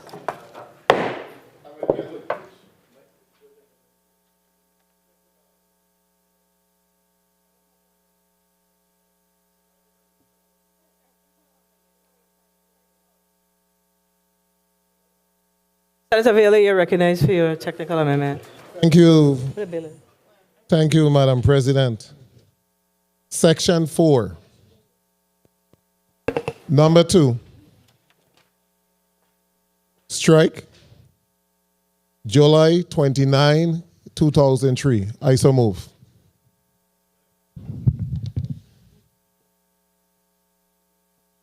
The amendment has been, the technical amendment. Could you repeat that again, Senator? I need to count the numbers, the amount of lettering, please. Strike, July 29, 2003. Yeah, I did, sir. I did. Still object? The amendment, the technical amendment has been properly moved by Senator Kurt A. Viale, seconded by Janelle K. Saru, objected to by Senator Kenneth Gittins.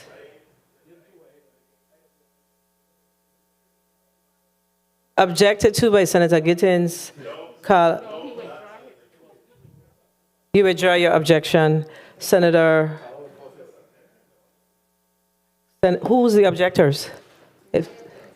Okay. And objected to by Senator Carla J. Joseph and Senator Dwayne M. DeGraff. We've agreed that we're going to go to debate time. So, Madam Clerk, please put 3 minutes on the clock for Senator Viale and Senator Carla J. Joseph. Senator Viale, you may proceed. Thank you, Madam Chair. I'll wait to hear what the objector has to say. I reserve the balance of my time.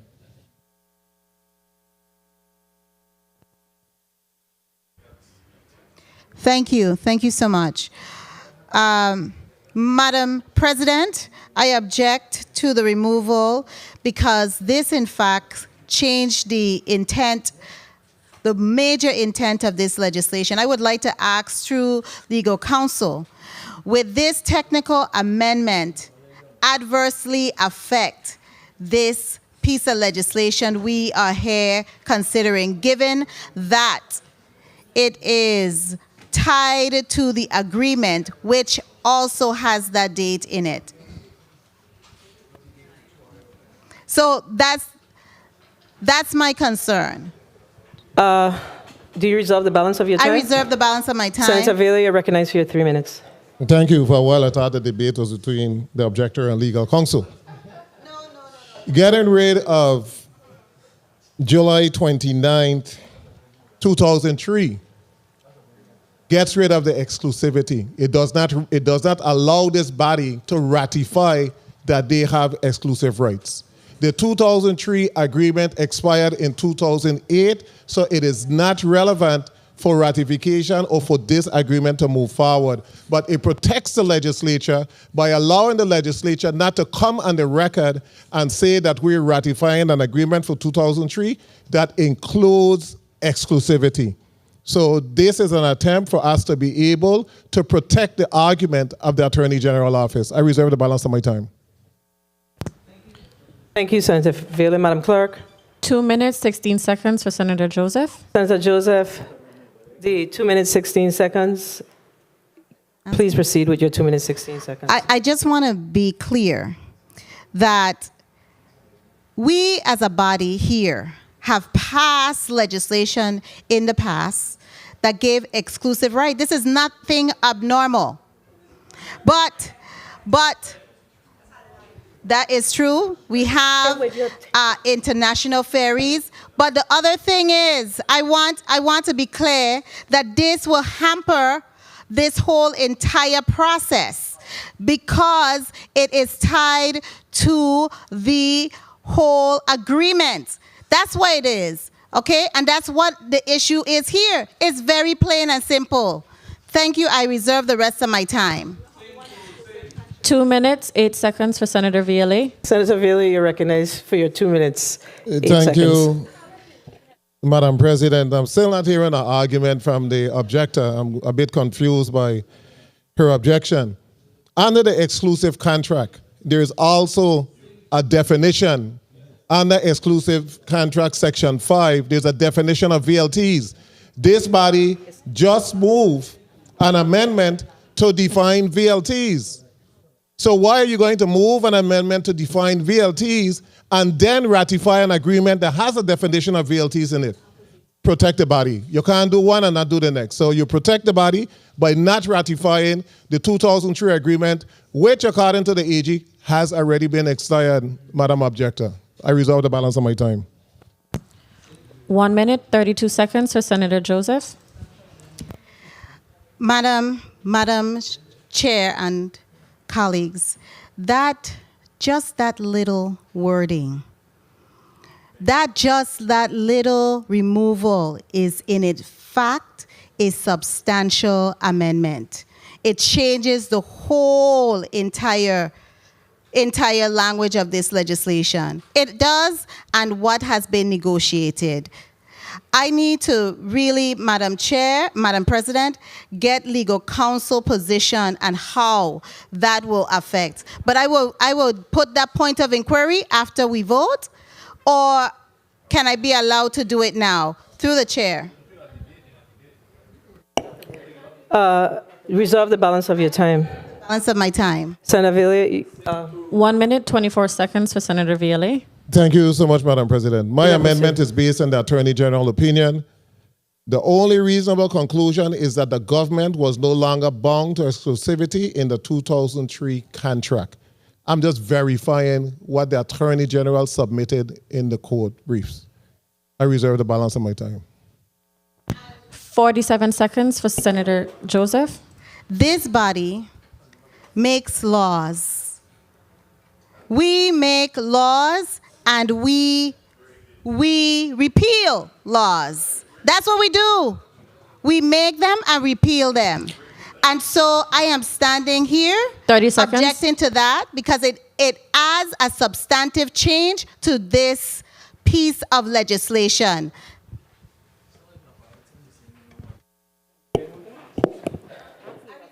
Legal counsel, Senator, you reserve the balance of your time? 1 minute, 6 seconds for Senator Vila. Bailey, you're recognized for your 1 minute 6 seconds. 6 seconds. It's amazing that I'm having an argument in reference to a ratification of a 2003 agreement that expired in 2008, that was amended in 2013. It makes you wonder, what is the real importance of ratifying the 2003 agreement? The real reason is that it protects the exclusivity clause, it protects the definition. So it makes the amendment that has just been offered by this body null and void. You're reading your phone because they're texting you as to what to say. So go ahead and let me know what they're telling you to say. I 30 reserve the balance seconds. of my time. 17 Senator- seconds for Senator Joseph. Senator Joseph, you're recognized for your 17 seconds. 17 seconds. Just for clarity, is actually someone who I am working with that is critical in a critical issue. So, but I just want to put it out there, okay? But I am still going to stand. Time. That is a substantive amendment, even though it's technical and it could break this whole process. Thank you so much. 30 seconds for Senator Viale. Thank you, Senator. Oh, you have 30 more seconds. 30 seconds, Senator. Thank you Bailey. so much. To the objector, it is someone in a critical position. And the critical position is that you have not offered an argument yet as to why this should not be accepted as an amendment to protect their amendments and to protect the legislature. Madam President, I'm being disrupted by the objector who is consistently reading her phone for messages. Thank you. Time. Madam Thank you, Senators, for your debate time. I think I erred when I did not indicate that the amendment is substantial. Roll call. Roll call on amendment number 34 dash. Oh, no, roll call on a technical amendment offered by the good senator. Senator Marvin A. Blyden. Senator Blyden, yea. Senator Samuel Carrion. Senator Carrion, yea. Senator Dwayne M. DeGraff. Senator DeGraff, nay. Senator Novell E. Francis Jr. Senator Francis Jr., yea. Senator Alma Francis Heiliger. Senator Francis Heiliger, nay. Senator Donna A. Fred Gregory. Nay. Senator Fred Gregory, nay. Senator Kenneth L. Gittins. Senator Gittins, yea. Senator Javan E. James Sr. Senator James Sr., nay. Senator Franklin D. Johnson. Senator Johnson, yea. Senator Carla Joseph. Senator Joseph, nay. Senator Stephen D. Payne Sr. Senator Payne Sr., nay. Senator Milton Potter. Senator Potter, nay. Senator Janelle K. Saru. Senator Saru, yea. Senator Kurt A. Viale. Senator Viale, yea. Senator Genevieve R. Whitaker. Senator Whitaker, yea. Madam President, 8 yeas, 7 nays.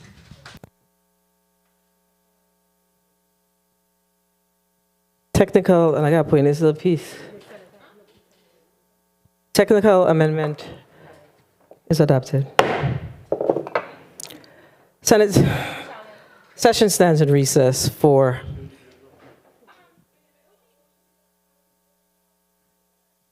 I use a bathroom. You going against your I'm going to ask legal counsel. Legal counsel is expressing a concern, and I have to allow legal counsel to speak. Please.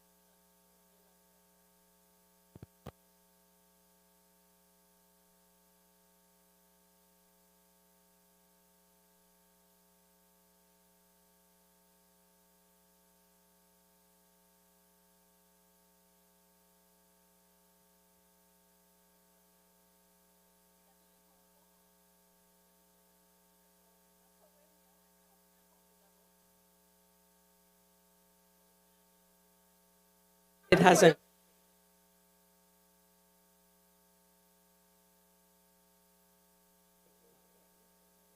Thank you. I'm going to ask Madam Clerk to please call up the vote again so I could be clear. Did I pound the gavel already?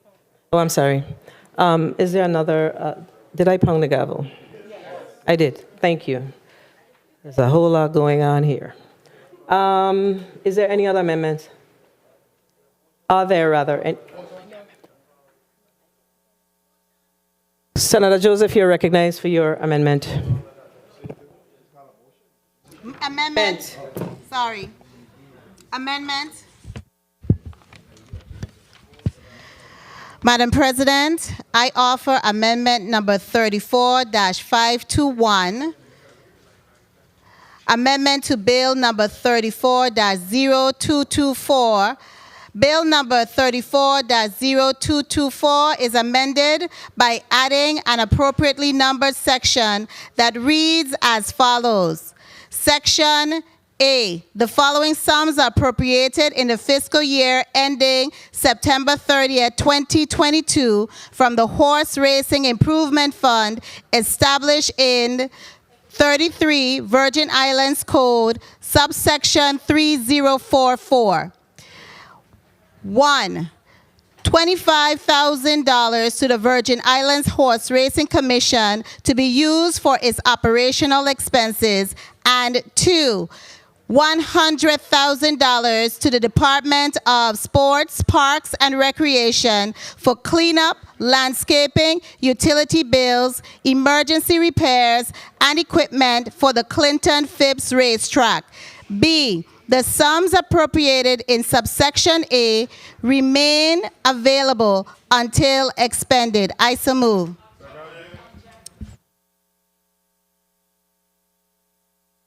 Amendment number 34-521 to Bill number 34-0224 has been properly moved by Senator Carla J. Joseph, seconded by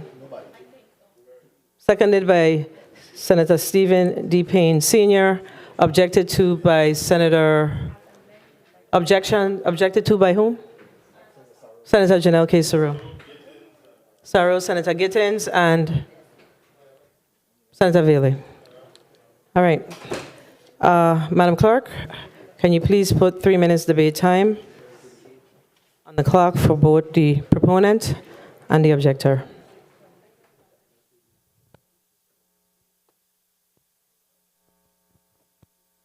Senator Joseph, you're recognized for your 3 minutes.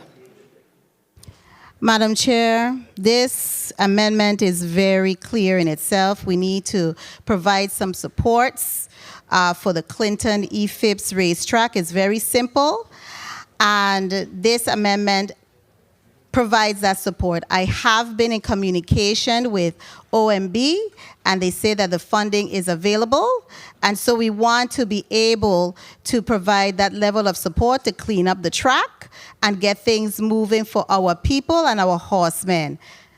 I reserve the rest of my time. Thank you, Senator Joseph. Senator Janelle K. Saru, you're recognized for your 3 minutes.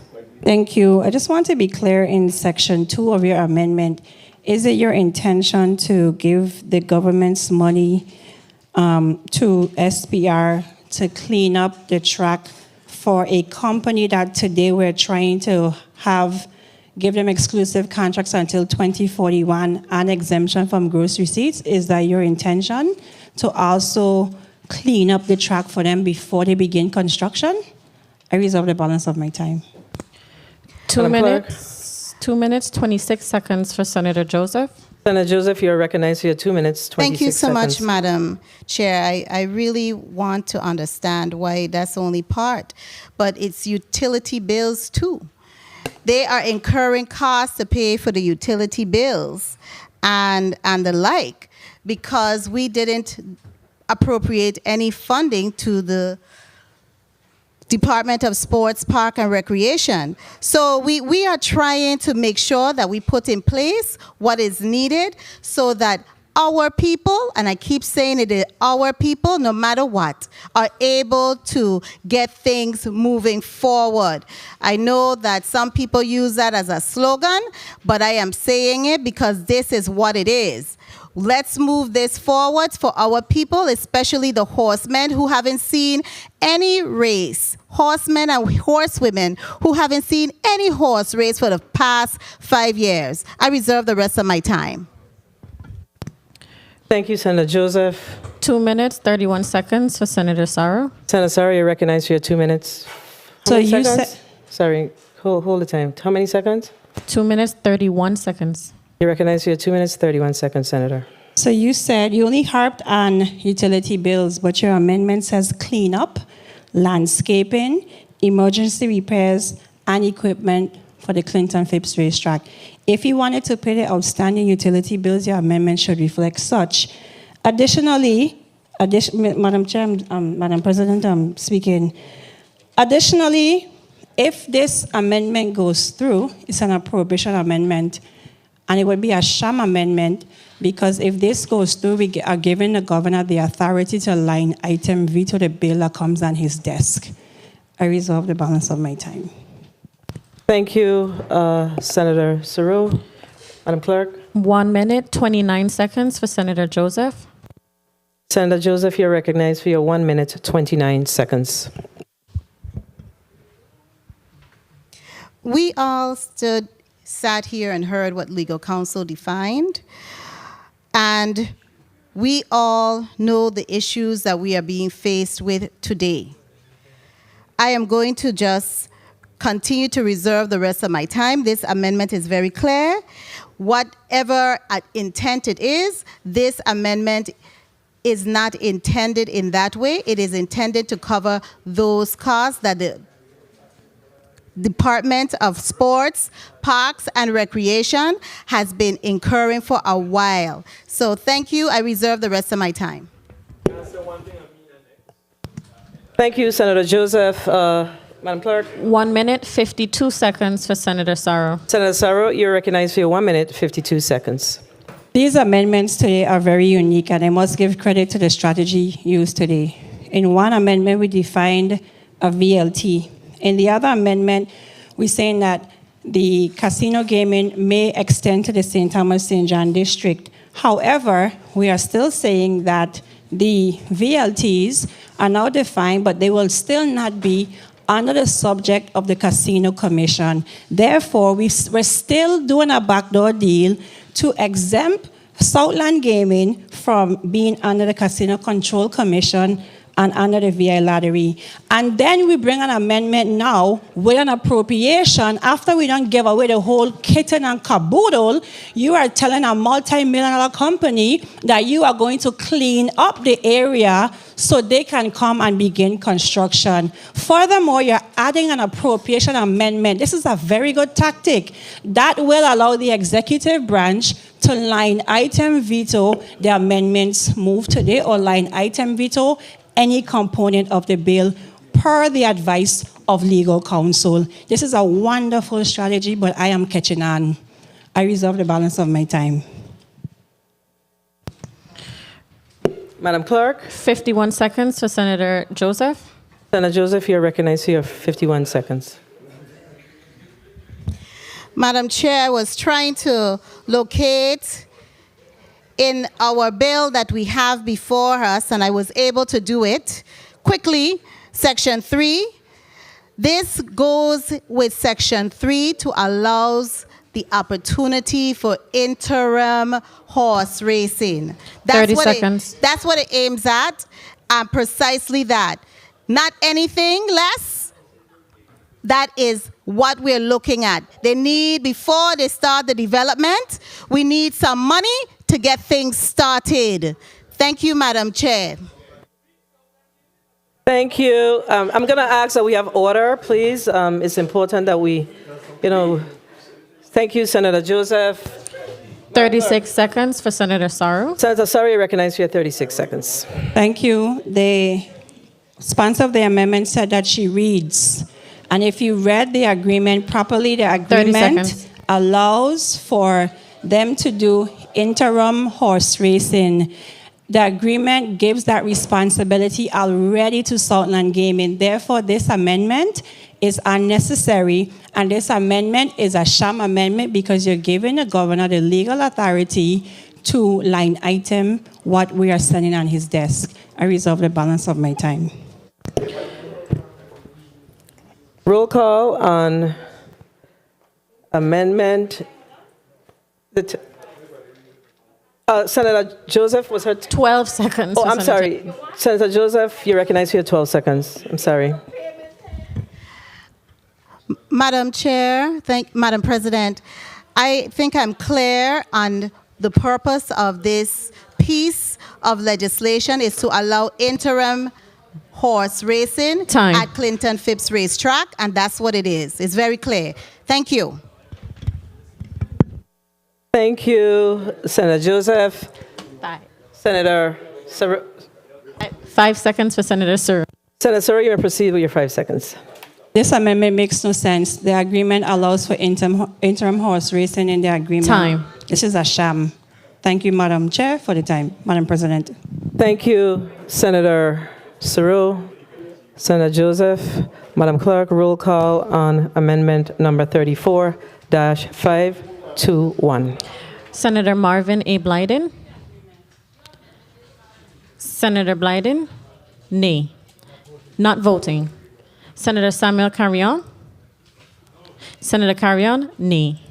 Senator Dwayne M. DeGraff. Senator DeGraff, nay. Senator Novell E. Francis Jr. Senator Francis Jr., nay. Senator Alma Francis Heiliger. Senator Francis Heiliger, not voting. Senator Donna A. Fred Gregory. Senator Fred Gregory, yea. Senator Kenneth L. Gittins. Senator Gittins, nay. Senator Javan E. James Sr. Senator James Sr., yea. Senator Franklin D. Johnson. Senator Johnson, nay. Senator Carla Joseph. Senator Joseph, yea. Senator Stephen D. Payne Sr. Senator Payne Sr. Not voting. Senator Milton Potter. Senator Potter, nay. Senator Janelle K. Saru. Senator Saru, nay. Senator Kurt A. Viale. Senator Viale, nay. Senator Genevieve R. Whitaker. Senator Whitaker, nay. Madam President, we have 3 yeas, 9 nays, 3 not voting. Amendment number 34, that's 521, offer to bill number 34, that's 0224, fails. Madam Clerk, please call up bill number 34, that's 0224, as amended. Senator Marvin A. Blyden. Senator Blyden, yea. Senator Samuel Carrion. Senator Samuel Carrion. Senator Carrion, not voting. Senator Dwayne M. DeGraff. Senator DeGraff, yea. Senator Novell E. Francis Jr. Senator Francis Jr., nay. Senator Alma Francis Heiliger. Senator Francis Heiliger, yea. Senator Donna A. Fred Gregory. Yes. Senator Fred Gregory, yea. Senator Kenneth L. Gittins. Senator Gittins, nay. Senator Javan E. James Sr. Senator James Sr., yea. Senator Franklin D. Johnson. Senator Johnson, nay. Senator Carla Joseph. Senator Joseph, yea. Senator Stephen D. Payne Sr. Senator Payne Sr., yea. Senator Milton Potter. Senator Potter, yea. Senator Janelle K. Saru. Senator Saru, nay. Senator Kurt A. Viale. Senator Viale, nay. Senator Genevieve R. Whitaker. Sorry? Senator Whitaker, nay. Madam President, sorry. Madam President, 8 yeas. Oh. To no? Madam President, we have 8 yeas, 7 nays. Thank you, Madam Clerk. Bill number 34-0224, an act amending the Virgin Islands Code, Title 32, Chapters 11, 21, and 21, relating to video lottery at the horse race track in St. Thomas, amending Title 29, Chapter 3, relating to the zoning for video lottery at the horse track in St. Thomas, and providing for the ratification of the Second Amendment Agreement to the Video Lottery Services Agreement and the Development Agreement regarding the Clinton E. Phipps Racetrack by and between the Government of the Virgin Islands and Southland Gaming of the Virgin Islands, as amended, has been favorably adopted by this body and will be forwarded to the governor for further consideration and action. Madam Clerk, please call up the next item on the agenda. Bill number 34-0231, an act renewing and extending the declaration of a state of emergency in the United States Virgin Islands based on the COVID-19 coronavirus pandemic for an additional 30 days from April 10th, 2022 to May 10th, 2022.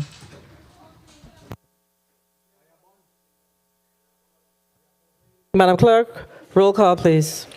Senator Marvin A. Blyden. Senator Blyden, yea. Senator Samuel Carrion. Senator Carrion, yea. Senator Dwayne M. DeGraff. Senator DeGraff, yea. Senator Novell E. Francis Jr. Senator Francis Jr., yea. Senator Alma Francis Heiliger. Senator Francis Heiliger, nay. Senator Donna A. Fred Gregory. Yes. Senator Fred Gregory, yea. Senator Kenneth L. Gittins. Senator Kenneth L. Gittins. Senator Gittins, yea. Senator Javan E. James Sr. Senator James Sr., nay. Senator Franklin D. Johnson. Senator Johnson, yea. Senator Carla Joseph. Senator Joseph, yea. Senator Stephen D. Payne Sr. Senator Stephen D. Payne Sr. Senator Payne Sr., absent. Senator Milton Potter. Senator Potter, yea. Senator Janelle K. Saru. Senator Saru, nay. Senator Kurt A. Viale. Senator Viale, not voting. Senator Genevieve R. Whitaker. Senator Whitaker, yea. Madam President, we have 10 yeas, 3 nays, 1 absent, 1 not voting. Thank you, Madam Clerk. Bill number 34-0231, an act renewing and extending the declaration of a state of emergency in the United States Virgin Islands based on the COVID-19 coronavirus pandemic for an additional 30 days from April 10th, 2022 to May 10th, 2022. Has been favorably adopted by this body and will be forwarded to the governor for further consideration and action. Colleagues, oh boy. Senator Gittins, you're recognized for your point of personal privilege.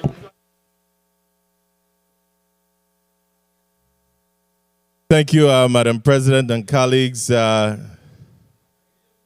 just wanted to put on record that I did made the request earlier for the legal opinion that I did not receive, and we're at the conclusion. And I also wanted to put on the record that during the Committee of the Whole, I did ask for some financials from Southland Gaming with regards to the last 5 years. Information was received. However, the information was short of 3 years as they only submitted 2 years. And you can't even understand the document because all you have is dates and amounts.